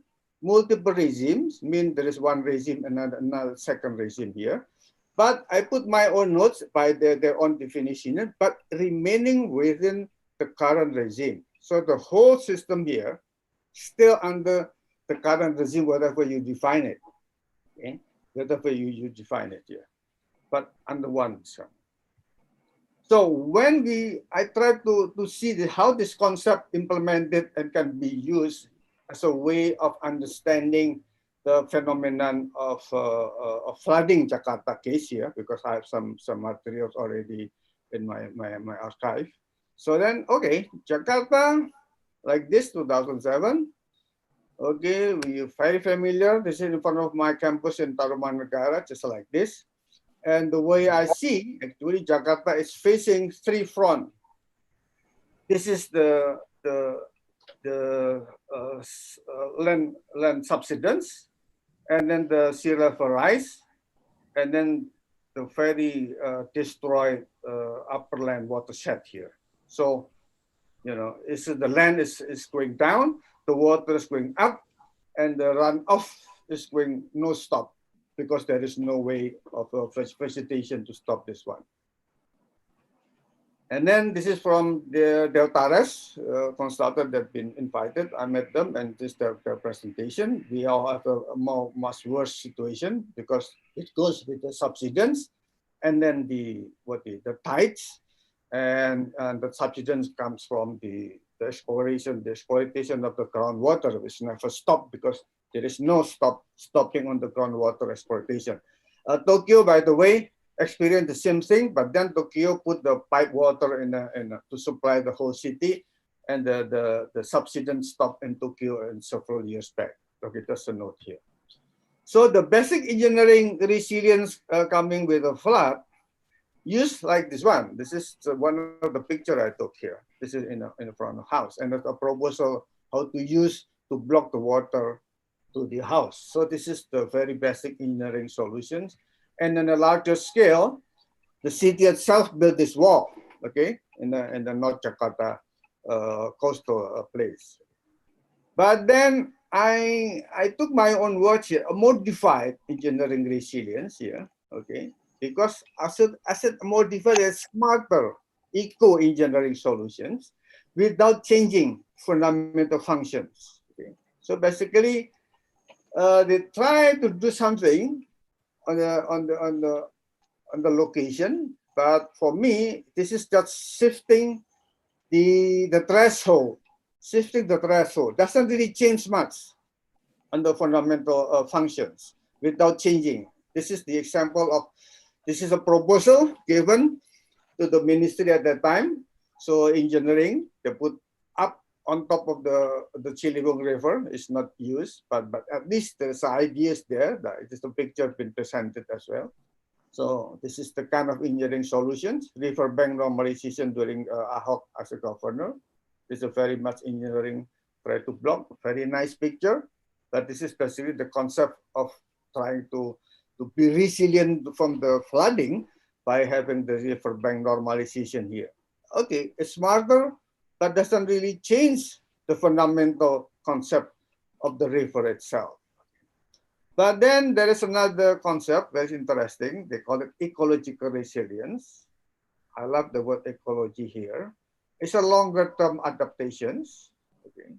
I put my own drawing here to give a, it's because a longer term, does you have a course, just remind me of my textbook on the microeconomics here, but the long-term average cost if you are studying economy here. So in the longer term, there are different ways. And Jakarta claimed to have this big longer-term projects of the Sea Giant Wall here, okay, the controversial one. But at least it's mentioned in that document is for the longer term, 30 years up to 2050, 2080, and then all the ideas of flood protection, conditions for sustainable economic, blah, blah, blah, on the picture here. So this is the drawing that they are having here.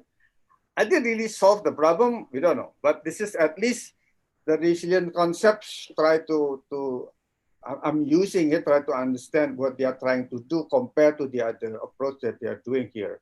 Try to avoid and fight or adapt to the flooding in Jakarta.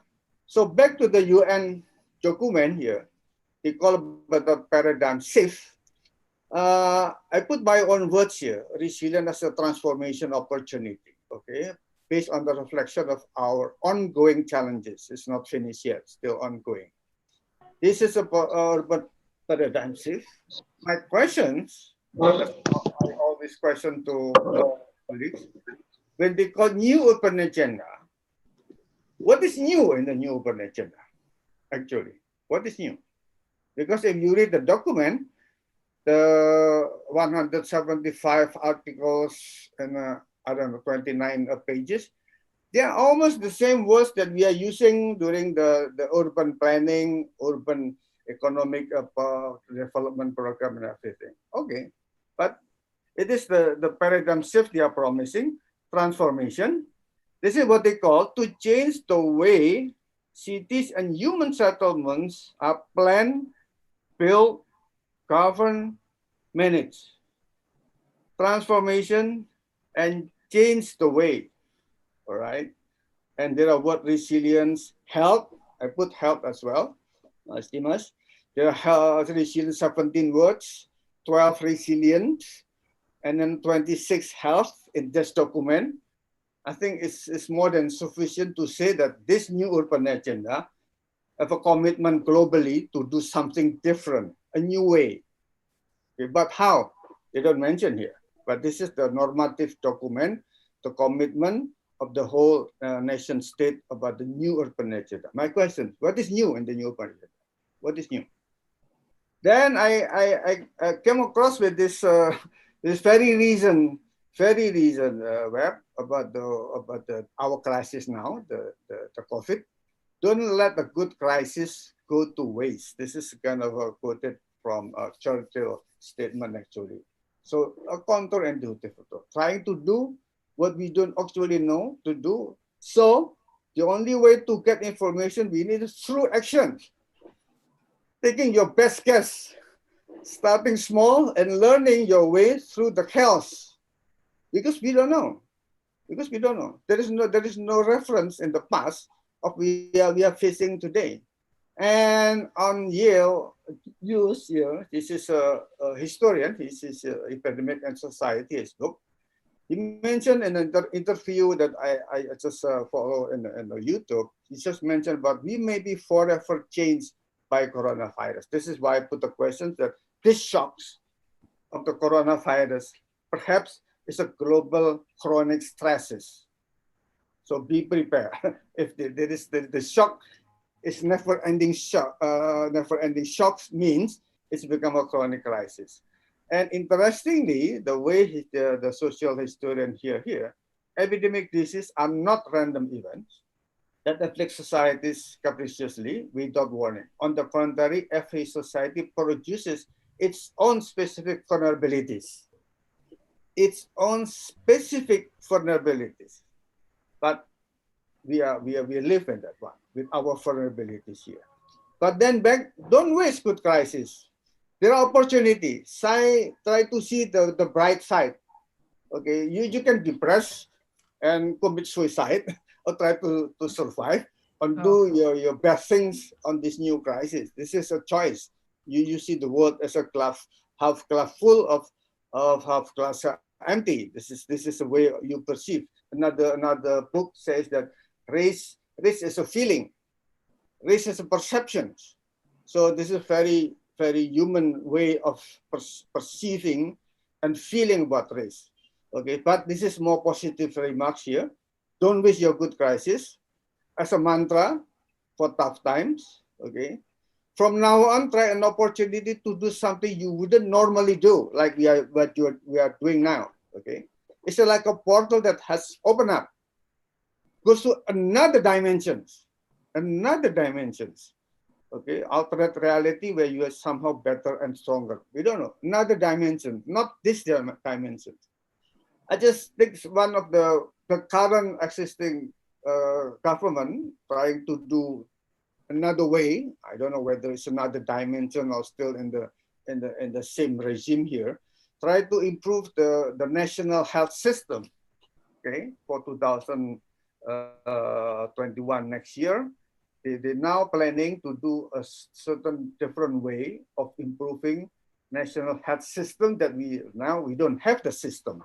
We have a broken, fragmented health services, but not a system. Similarly, at the same time, they do on the national food system. they talk about system. If we understand system, that's very interesting way to approach the issue. This is what from the government presentation here.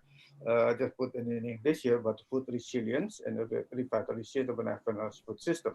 Because health and food nutrition are coming together. You cannot have a good health if you eat, I don't know, junk food every day. Okay? So health and food should come together. So, but then also come with the social protection system. The government's also doing. I don't want to go further on this issue. But back to the Jakarta way of dealing with the flooding. So the president just mentioned last year, well, need the giant seawall, but the shocks came, and seawalls will be delayed until 2022. Yeah, the seawall itself delayed. But last week, our governor just said that, okay, let's reclaim for additional 155 hectares for Dufan and Ancol amusement park. And then the private developer also continue developing the Peak 2 here in the coastal Jakarta. So facing the shocks, there are different response here. Okay, there are different response. I don't know. This is something I just put a note as a reflection. Hey, this is interesting how people are responding, how the policymaker responding, how the private sector responding, and it involved the whole people that works in the project as well. So people who work in the project will be very happy because they got start working and have a monthly salary starting here. And Jakarta put the word the new normal here. This is 2 weeks ago, I think. Yeah, I just put in the Jakarta post here. But then I just make my own questions here. Is this a new normal here? The second curve here is a no normal. If we are in the current regime, this one perhaps a new normal, because this is the previous normal, right? And this is the new normal. The same normal regime here. The same regime with normality as they understood it. Okay? Multiple could be multiple regime, but they are normal. The old normal and new normal. I'm using the resilient concepts here, try to connect with the reality that we are facing now. But then there's a big warning here from the Asia Times. Indonesian new normal as a disaster in the making. So, okay, you're doing normal, you're adapting, you're doing resilience, but actually you're prolonging your shocks here. You're creating another disaster in the making. Yeah, we can discuss here, we can debate here between these two. This very recent here, the same month here. So we just invite those people, let them debate and we listen. By the way, if you look at the 2016, the BNPB, the Disaster Mitigation Management Agency here, they put the risk of Indonesian profile here. This is from the report in Bahasa Indonesia.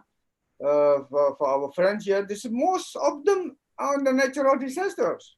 Earthquake, tsunami, volcanic flood, landslide, drought, forest fire, weather, sea wave. There is no but enemy. While we already have the chronic stresses, the enemy, tuberculosis, stunting, leprosy, all those things. So with all respect, they miss the main issue of the chronic stresses we are facing. And I just followed the TV report from Doni Monado. He mentioned about that one. And he already hired some new expert on the epidemiology to be put in the new agency here as a way to improve the way the agency working. So paradigm shift as expected by the UN, the new agenda, new urban agenda. My favorite quote here: we cannot solve our problems with the same thinking we used when we created them. So if we do things here, whatever we think is new normal, new adaptation, new way of doing things, but we use the same thinking that we create a problem, we can invite Einstein and discuss with him what this does mean with this statement here. So I put a freedom, try to see, perhaps this is the new open adjustment. I put as a title, eco-socio-dynamic model. It's a paradigmatic transformational change of territorial complex system, a new way of life, something new, something completely not in our dimension now. If you use the mathematical metaphor, if you use dimension, yeah, if you have a dimension 3, another dimension is 4. You cannot solve the dimension 4 equation with the dimension 3 formula. Okay, so you have to a different dimension to be able to understand this one. So this is something that I cannot comment because I'm still live in this current regime. So what is the best way of any effort trying to do this one? This is something that you must perhaps can enjoy and can join this program. 2015, this is Lancet from the medical journal, the very prestigious medical journal. They have the Lancet Planetary Health. Okay. They put the planetary health as a new framework here. And this edition here, they have the biodiversity, health, co-benefit, and climate, urbanization for human well-being, okay, food system, nutrition, health, and environment, impact of changing climate, well-being, health, drought impact, sufficiency, consistency, health foods, big to small. That's another, I think, for me at least, it's a different dimension here. It's not under UN new agenda, the new urban agenda, something completely different here. They put health in the middle here. Yeah, I like it. With this current shocks, this is very, very timely to put. This is 2017, okay? And then I just know that and Rockefeller, the same Rockefeller with 100 cities have their own Lancet Commission here, Rockefeller Lancet Commission on planetary health. So I don't know whether the same Rockefeller or the 100 Sicilians cannot meet and the Lancet Commission planetary health. We don't know, but it's interesting, okay? Because they want to link with human health, civilization, and environmental degradation, and taking informative, transformative actions. Something that UN new urban agenda is trying to do. Confront with the complexity of the challenge. Okay, and then changing governance system, the way we manage, we plan, we act on social, economic, environmental policy, using interdisciplinary knowledge. Okay, cannot be one discipline or another. Should be more interdisciplinary, and adopting solutions that leaders invite equally. So, with that, I'm trying to brief myself, at least to propose something here, to be for something, my proposition for further discussion. Because nowadays we are facing shocks, and shocks can only be faced with an emergency plan. If you are on fire, you don't think anything else, just emergency actions. Okay, you forgot about the other ideas. Emergency things is trying to fight and facing the shocks. Okay, of course, we understand about the whole emergency plans. So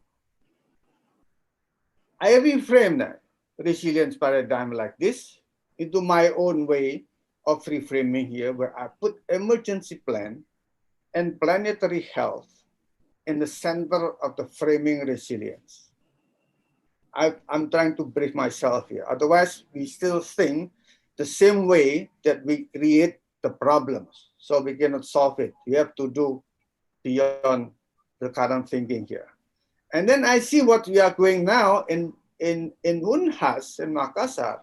This ongoing project for already 2 years here, across university, across disciplines, and they call it the Revitalizing Informal Settlement and the Environment Prize, or RISE, I don't know, okay, for pilot projects for settlement. This is vulnerable groups. We want to use the word here, Makassar, Super PG. Location specific. This is one particular notes, should be very specific. We cannot make all the same formula for the whole places. And they use the emerging discipline of planetary health. They are ongoing now. So if you're interested to do this kind of research, let's contact with Unhas, and you will meet all the other universities here. Stanford, Cambridge, Monash, what else? so many names here, funded by ADB, Australian Aid, and other companies as well. So they are now doing planetary health on the very location specific in Makassar. This is an opportunity. This is ongoing now. Please, if you are interested, come and talk with them. Then it reminds me with a very old textbook during my time at the School of Plannings. Okay, Toxiadis, they have this very famous one, method one, with the theory of acoustics. Okay. So he mentioned about this kind of nodes, okay, and different places, and then how it relates the nodes with the energy consumption. So at the early stage, the very low energy consumptions, the calorie, and this is the highest, higher energy consumption with during the automobiles and industry, 20,000 calories. The picture is different here. So this is the growing urbanizations, human settlements. He theorized by having the energy relationships here. My question is now, use energy here.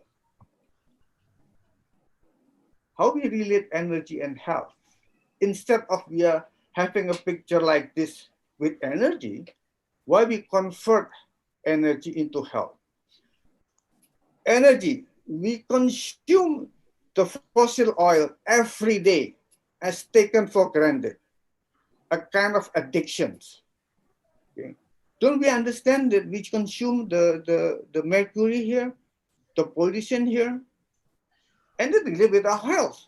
So we cannot talk about health as a standalone issue here without talking about the energy use, energy we consume every day, and food, yeah, and our breathing here. So it's a big question here.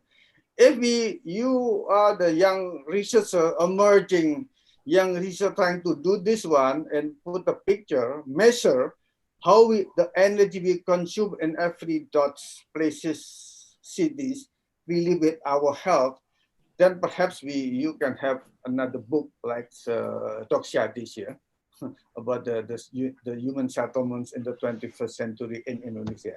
I don't know.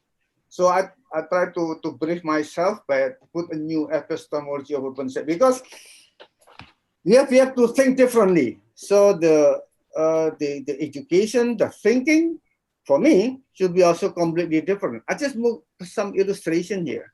Yeah, this is not exhaustive. Instead of using the market economy, we can use, why not using the ecological economics as proposed by Herman Daly since 1980, okay? Why don't you use the social economy here? And then the growth, this is a discussion about the growth and sustainable production and consumptions. So the way we consume energy, food, it really comes to our way of life here. So we have the planetary health. There is a theorist, used to be at the NYU, now he moved to Harvard. They call it planetary urbanism. So how planetary urbanism as defined by Neil Brenner, now we can connect with the planetary health here. And actually, this is come from the Bruno Latour about the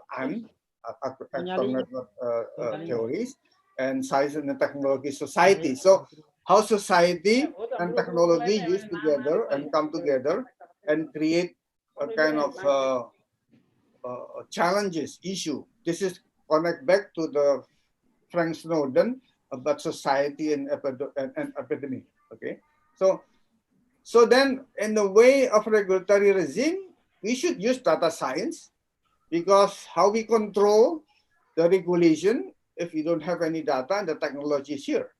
And law should be related with social justice. Leaderships, we used to use the word in many literature about the transformational leaderships. Okay, balance of power, ethics and virtues, and then back to the Weberian rational bureaucracy. And this one, I think I put the habitat mentioned with the people center, okay, human settlement development.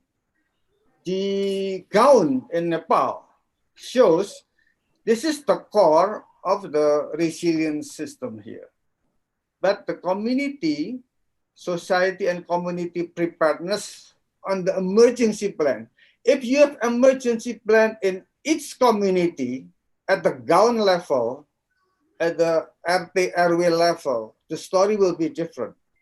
Yeah, but we never think that we need emergency plan at the community level, because this is beyond our previous normal thinking here. Okay. So then, but how we get into new community level of participation here? I'm very critical about the current participations, because I'm pretty much a visual student of social ecology of Muri Bokchin. If we have people from Burkina Faso this day, in this moment, I don't know whether they have. Paulo Freire in the 70s do the conscientizations in Burkina Faso on his criticism about the education system and the participation, which is a kind of fake participation. You don't really give power to the local town, kampung, or RTRW here. And how to do this?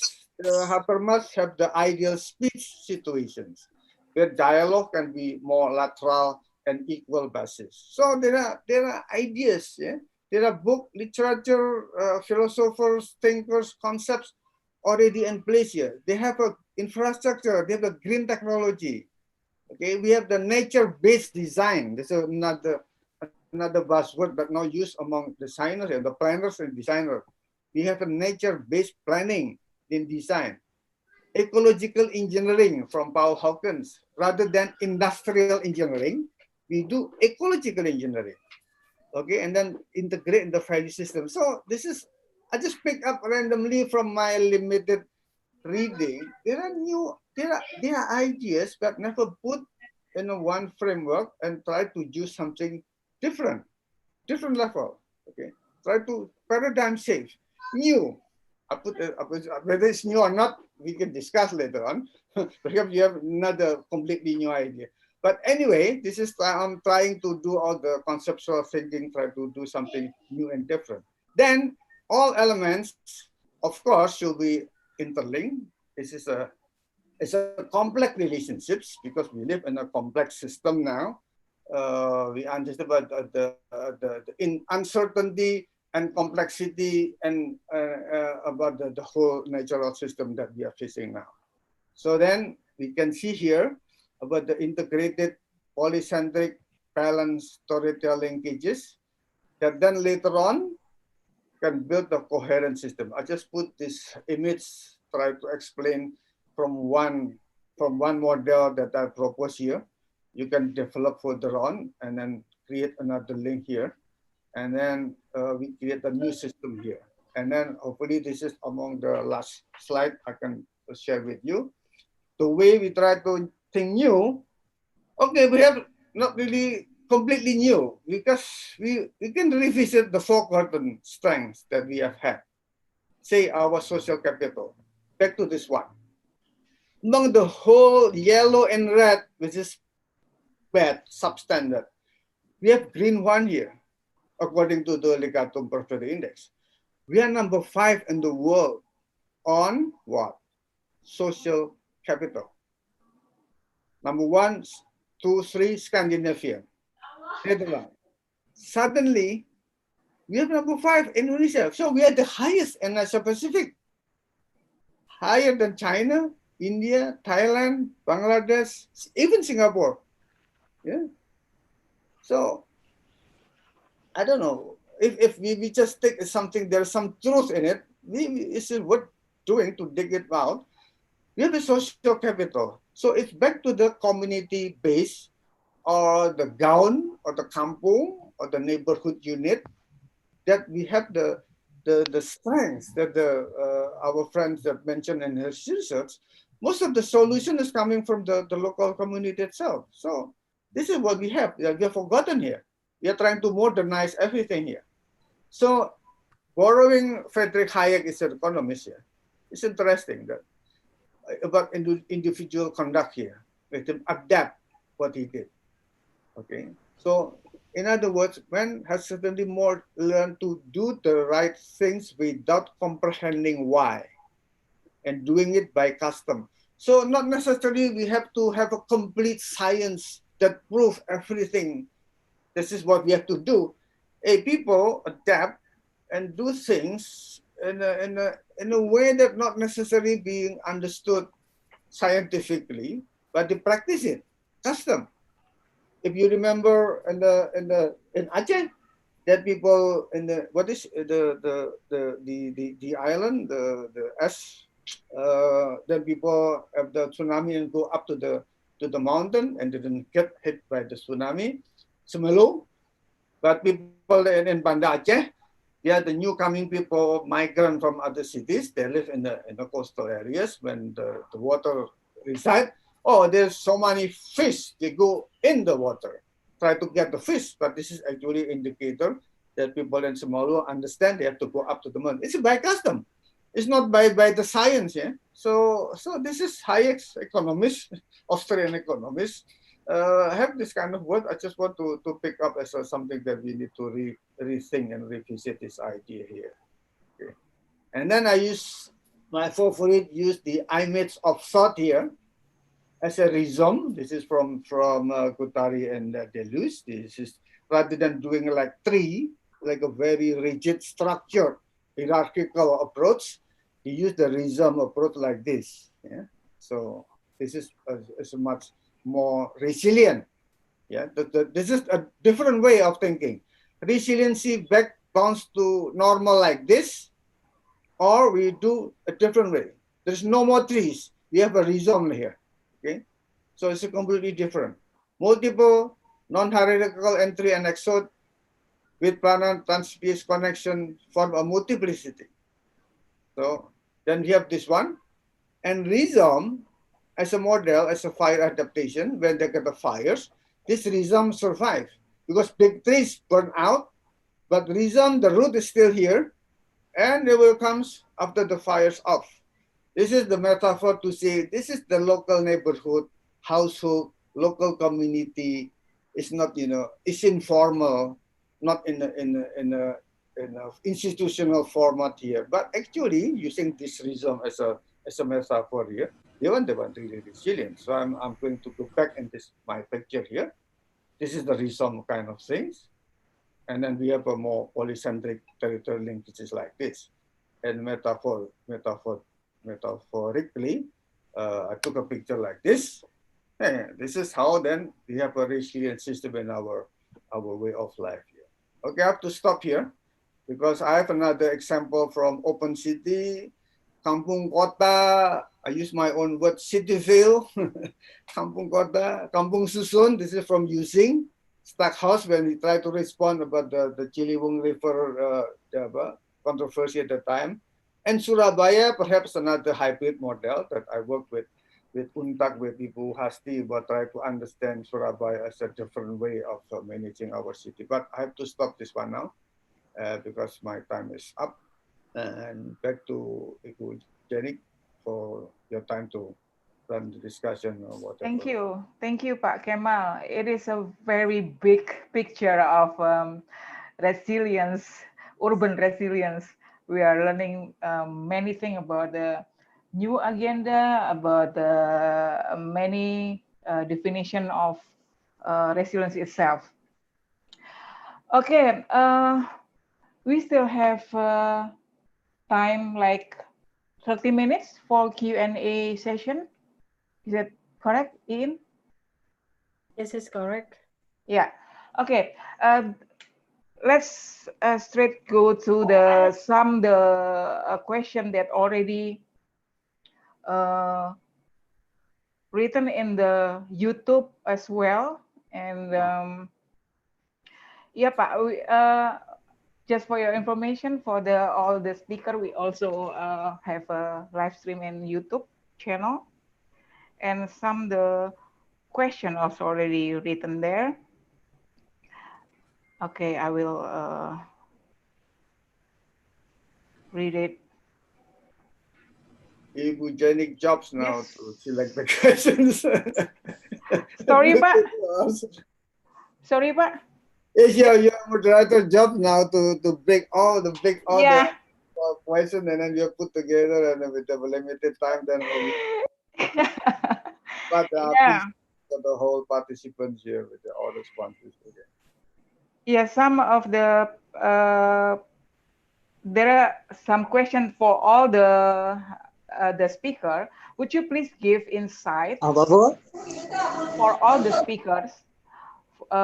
Would you please give insight what do's and don'ts to implement resilience principle within an organization, with small or medium, and even on human to survive within digital era nowadays?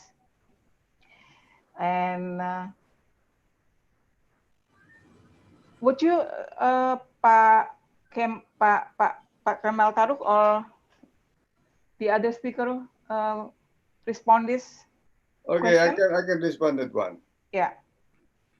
The don't quickly make jump conclusions about what we are facing now, and how going to overcome and put the resilience. If I borrow the idea and the resilience, and I borrow my favorite Einstein quotations, don't solve a problem by thinking the same way that you create your problem. This is paradoxical. So if you quickly jump, try to solve your resilience, whatever you define and whatever scale of organization, institution, the same way you think, then you just, perhaps you're postponing, prolonging the shocks. So just take a break, rethink, and talk among your fellows, among the people that affected by the same shocks, whatever you define it, as a company, as a neighborhood, as a province, whatever. Then you feel, use the social capital, social network, the GAUN in Nepal, as a units that you feel connected. Then, hey, what we are facing now, let's talk and discuss and how we try to face it and learn. Because the first solution perhaps not perfect, and then you learn, the feedback will then, oh, we have to improve this one. Slowly, hopefully you find your own local specific resilience challenges and put in good solutions. This is just a broad statement that I give. Sorry if not answering directly. Okay, Pak. Mr. Dimas or Ibu Lana? Okay, maybe the thing is we need to cope with the fundamental question first. If not, we cannot go anywhere. For example, it's easy things. Can we solve congestion in Jakarta? I will say no, never. I will say no and never, because the problem is the Jakarta is 30 million people, one Malaysia within Jakarta, and we cannot. And they only Jakarta only has around 3 lines of the line or commuter line, and also one only additional one of MRT. The people in Jakarta is too much. If we not trying to move people from the Jakarta, stopping development in Jakarta, we cannot solve anything about what you can say about we built all the public transport systems in Jakarta. In Stockholm, it's only 1.5 million people. They're crazy to move people from the cars to the public transport. It's not easy. Okay. That's the thing that I for want the to do say. and don'ts. For the do Pardon? and don'ts. For the we need to start from fundamental things. If we don't if you don't answer the fundamental things, the first thing, we never answer anything. That's the thing. Sorry. It's okay, Pak. They're not mistaken. Okay, Mr. Jakal, perhaps you have yes, please. Something to add? Actually, specifically, I can't say that what are the don'ts and what are the do's. But generally, somehow I am very agree with Mr. Kemal. Generally, that should be the in my case also. I presented that local knowledge. If we use local knowledge in local perspective, I think that also can be one of the base for resilience or overall disaster management. I think we should at least we should not bias the local traditional knowledge also.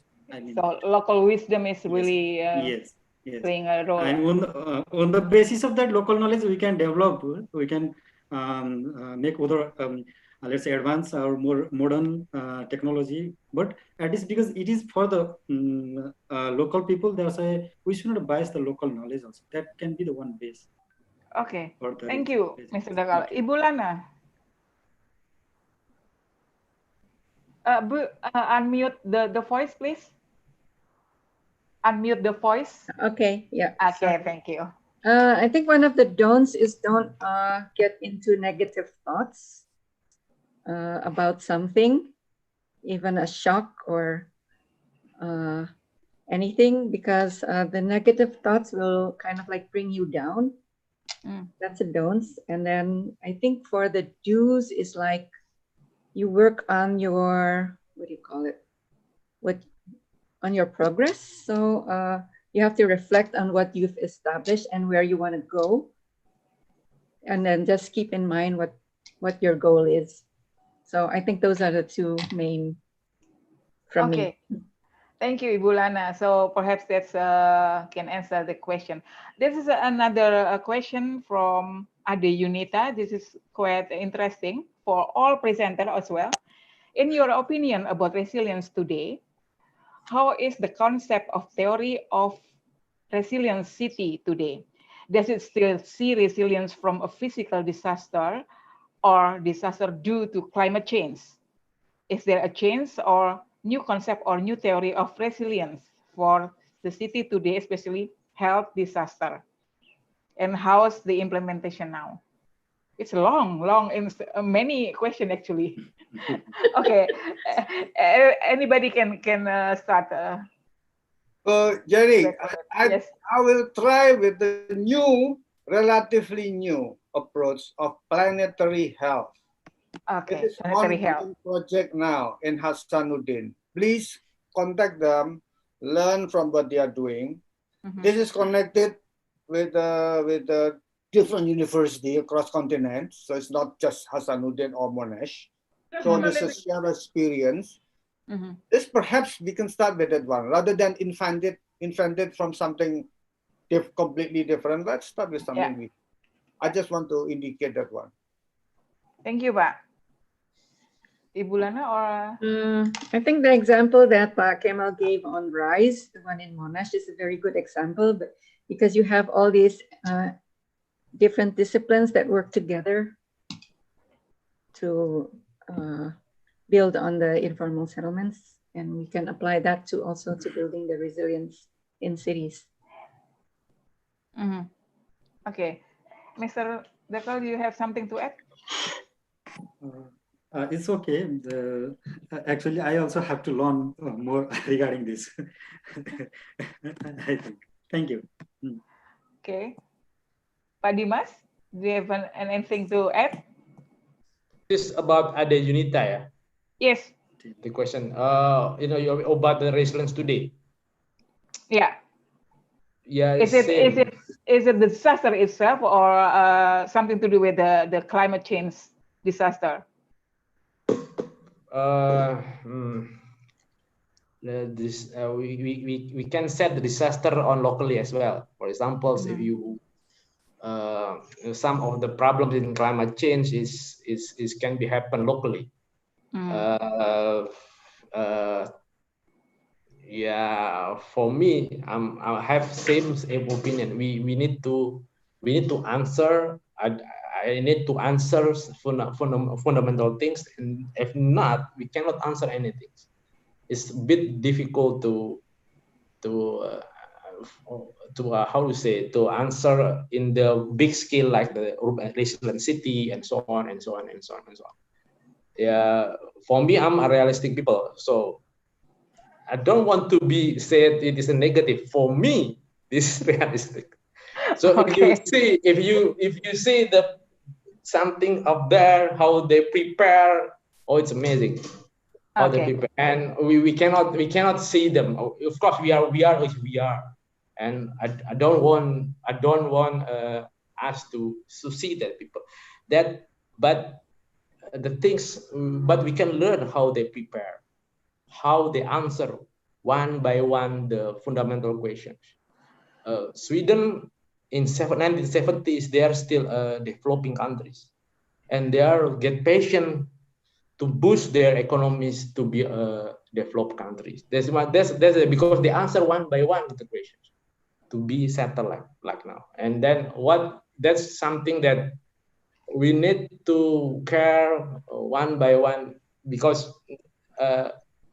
it's happened. It is related with each other. I'm the one who do the complexity research, and when we are not doing the one by one, it will affect the other aspect. It will affect another people, and so on and so on. So that's why. Yeah, that's the thing.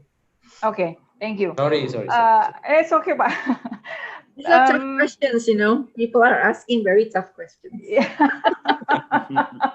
We have a very critical participant, Ibu. Yeah, very critical. Please take up somebody that gives some ideas, Bu Jenny. Yeah, don't just ask. Yeah.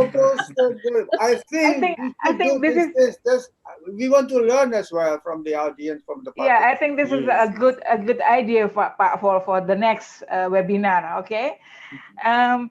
There is one more question that for all the speaker: to what extent is the importance of spatial planning to create an area that has resilience and can avoid vulnerability, and how to make a good spatial planning so the area has resilience? I'm trained as a special planners. I used to be the president of the I'm doing the. But this is the old thinking. Sorry to say, this is the old regime. Okay, the old regime. Planning We have to move. We have to doing is the one that created this current problem issues. So we have to shift here, Pak, ya. All the disasters, all the endemic. This is coming from the thinking that I've been trained. So sorry, apology to the whole new millennial generations here, that my generation think in the wrong way. So don't do and redo what I did. Think differently. Maybe planetary health is not about spatial, but it connects the space, informal settlement, with biodiversity, with health, with water, with all the aspects. So it's no longer spatial, it's planetary. Everything comes together. Notice taken, Pak. Thank you. I think we are now have to be shift our paradigm, Pak, ya, about the resilience, about the spatial planning, about the planet, people, and what is it? Health, planetary health. Since we have just 5 minutes left, I think I'm gonna ask every speaker to have a closing statement. Just make it short for the closing statement, and then we'll be finished. Can we start with Ibu Lana first? But sorry, sorry, I cannot answer because I'm just answering somebody. Oh, sorry. Okay, I got distracted. Just give us the closing statement, Ibu. Yeah. Okay. I think that we learned a lot from this webinar session. So this understanding of resilience is like, you don't just read a textbook and then you have all these definitions, but you really have to go back to the context of where it is happening and how it applies to a certain context. And the way to move forward is like, if we use the new urban agenda, we have to think differently about how we are doing things. So the new normal can be just apply not only to health as in the pandemic, but in how we are doing our urban development. It might be a different normal in the future. So that's something we have to think about now.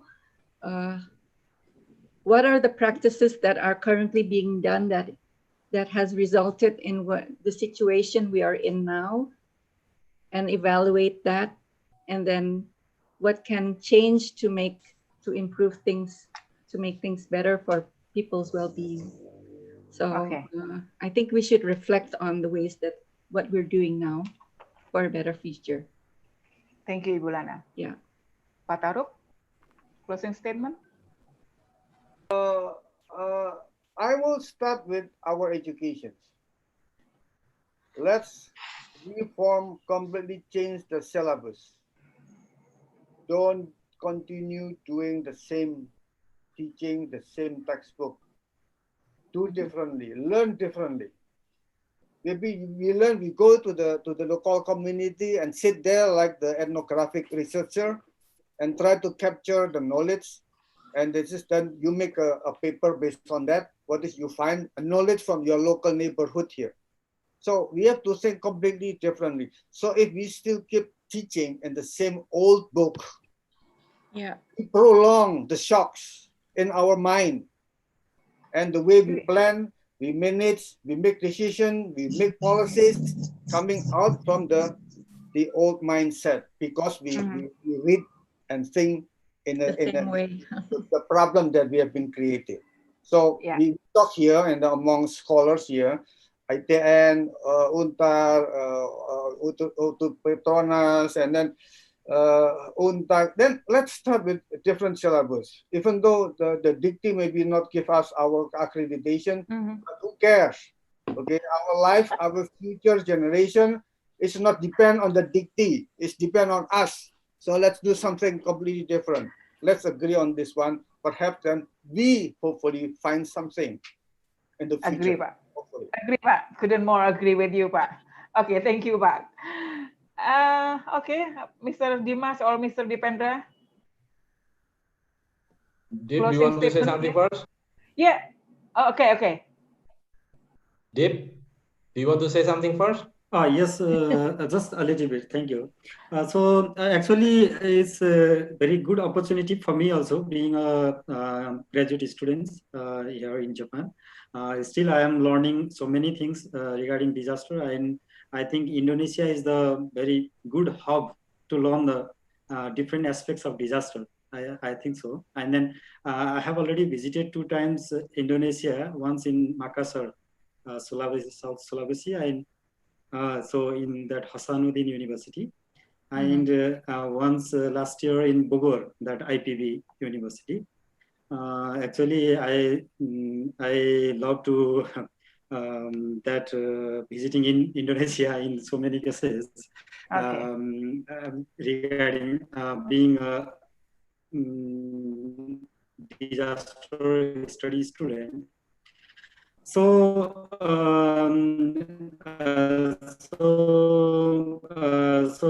I thank you for all. Actually, you share your knowledge, and we have got the chances, opportunities to learn. And then actually, just before Mr. Kamal told, I agree with that, because learn differently and go to the real particular community and find the local perspectives and utilize it as knowledge, or in a scientific way. I think that will be the good perspectives for new this new era for the disaster, because we have an old has practiced a lot of things, so many things, and then always seeking the newness. That's why. Thank you for this. I'm really very happy, very enjoyed much. Yes. Okay. Thank you, Mr. Dakar. You always welcome come to Indonesia. You know, Indonesia is a disaster supermarket. So you just name it, we have it. Yes, we can learn together. Yes, thank you very much. Yes. And last but not least, Mr. Dimas. Yeah. I love my country, but I love people of my country more. That's 2 things that difference. That's why focus to vulnerable people first. And the second, I always help many Indonesian students that have problem in their study, particularly in the Central Europeans. That's the things. If we are not asking one by one our questions, that's the kind of one of another problems. One of the thing is try to be deeper. For example, for people that work in the academia, try to be deeper in your research, do the fundamental research, and they can link to any aspect that you want, sustainability, resiliency, everything. That's only what I want to say. And thank you for inviting me. And thank you. Assalamualaikum. Yeah, thank you. Thank you again for all the speakers. I think this is the end. Apologies for the question that's not answered yet, but I think the committee already take the note for all the questions, and I think committee will send the answer for all the questions that are not yet answered by the, I don't know, email or something. And then here we are in the end of the session. So I will give it back the floor to the host. Okay, Iin, the floor is yours. Thank you.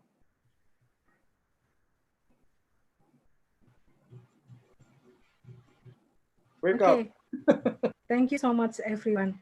Yeah, I think I got a bad connection now, but I hope I still get on in this webinar. I hope everyone still listen to me because it's quite a bad bandwidth in here. So thank you for participating in series 1 on international webinar that we have. So we will send any certificate and also the answer, the material that the speaker give it to us by email and also by the link. In some link, we have some group of webinar also. We will send it to there, and then the other one we don't want actually. We stop it in only in the first series, but we will continue with the next series that will come up from what we are thinking about resilience. So I hope we enjoy our afternoon in the discussion of the resilience. And thank you again for Mrs. Lana, Mr. Dimas, Mr. Kemal Taruk, and Dipendra, and also Jenik for to be participate in our international webinar. Thank you also for everyone who joining us until now. I hope what we are learning and sharing will be make us more knowing about what is the resilience is. Okay, and at least, but at not last, hope we will meet in a second series of our webinars. Thanks a lot. Bye. Bye, everyone. Thank you, Take everyone. a pic. How about the take a picture, a family picture? Yeah, I think the host co-host already take it. I hope so. Can you open, everybody? Can you open your video, and we going to make a family picture here?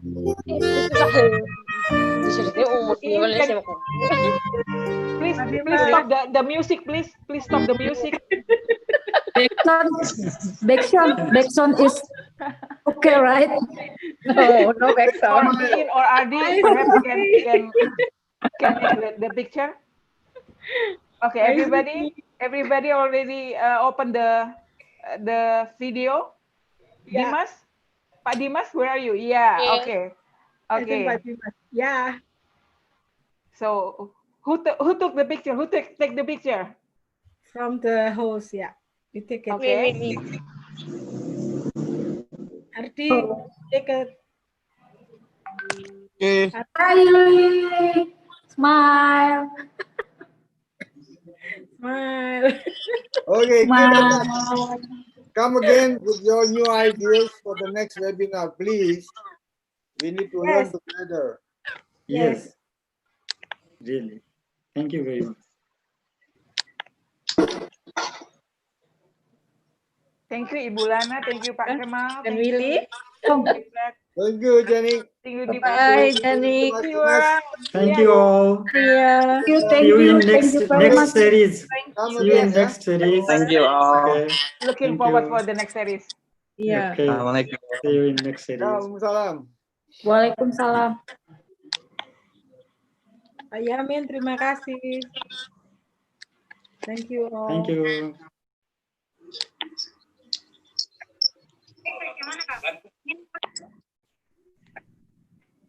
Thank you, everyone. Thank you. Finish. Speak. Leave the Zoom.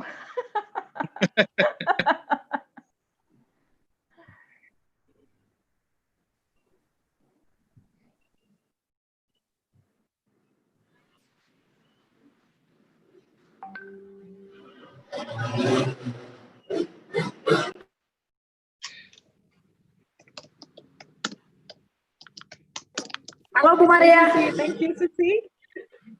Halo Bu Maria. How are you? I'm fine. And you? Good. Good. Look beautiful ever. Wait, thank you. Long time not see you. Wow, where are you now? Ikut Bang Puja nih. Okay. Okay, see you next time. Ya.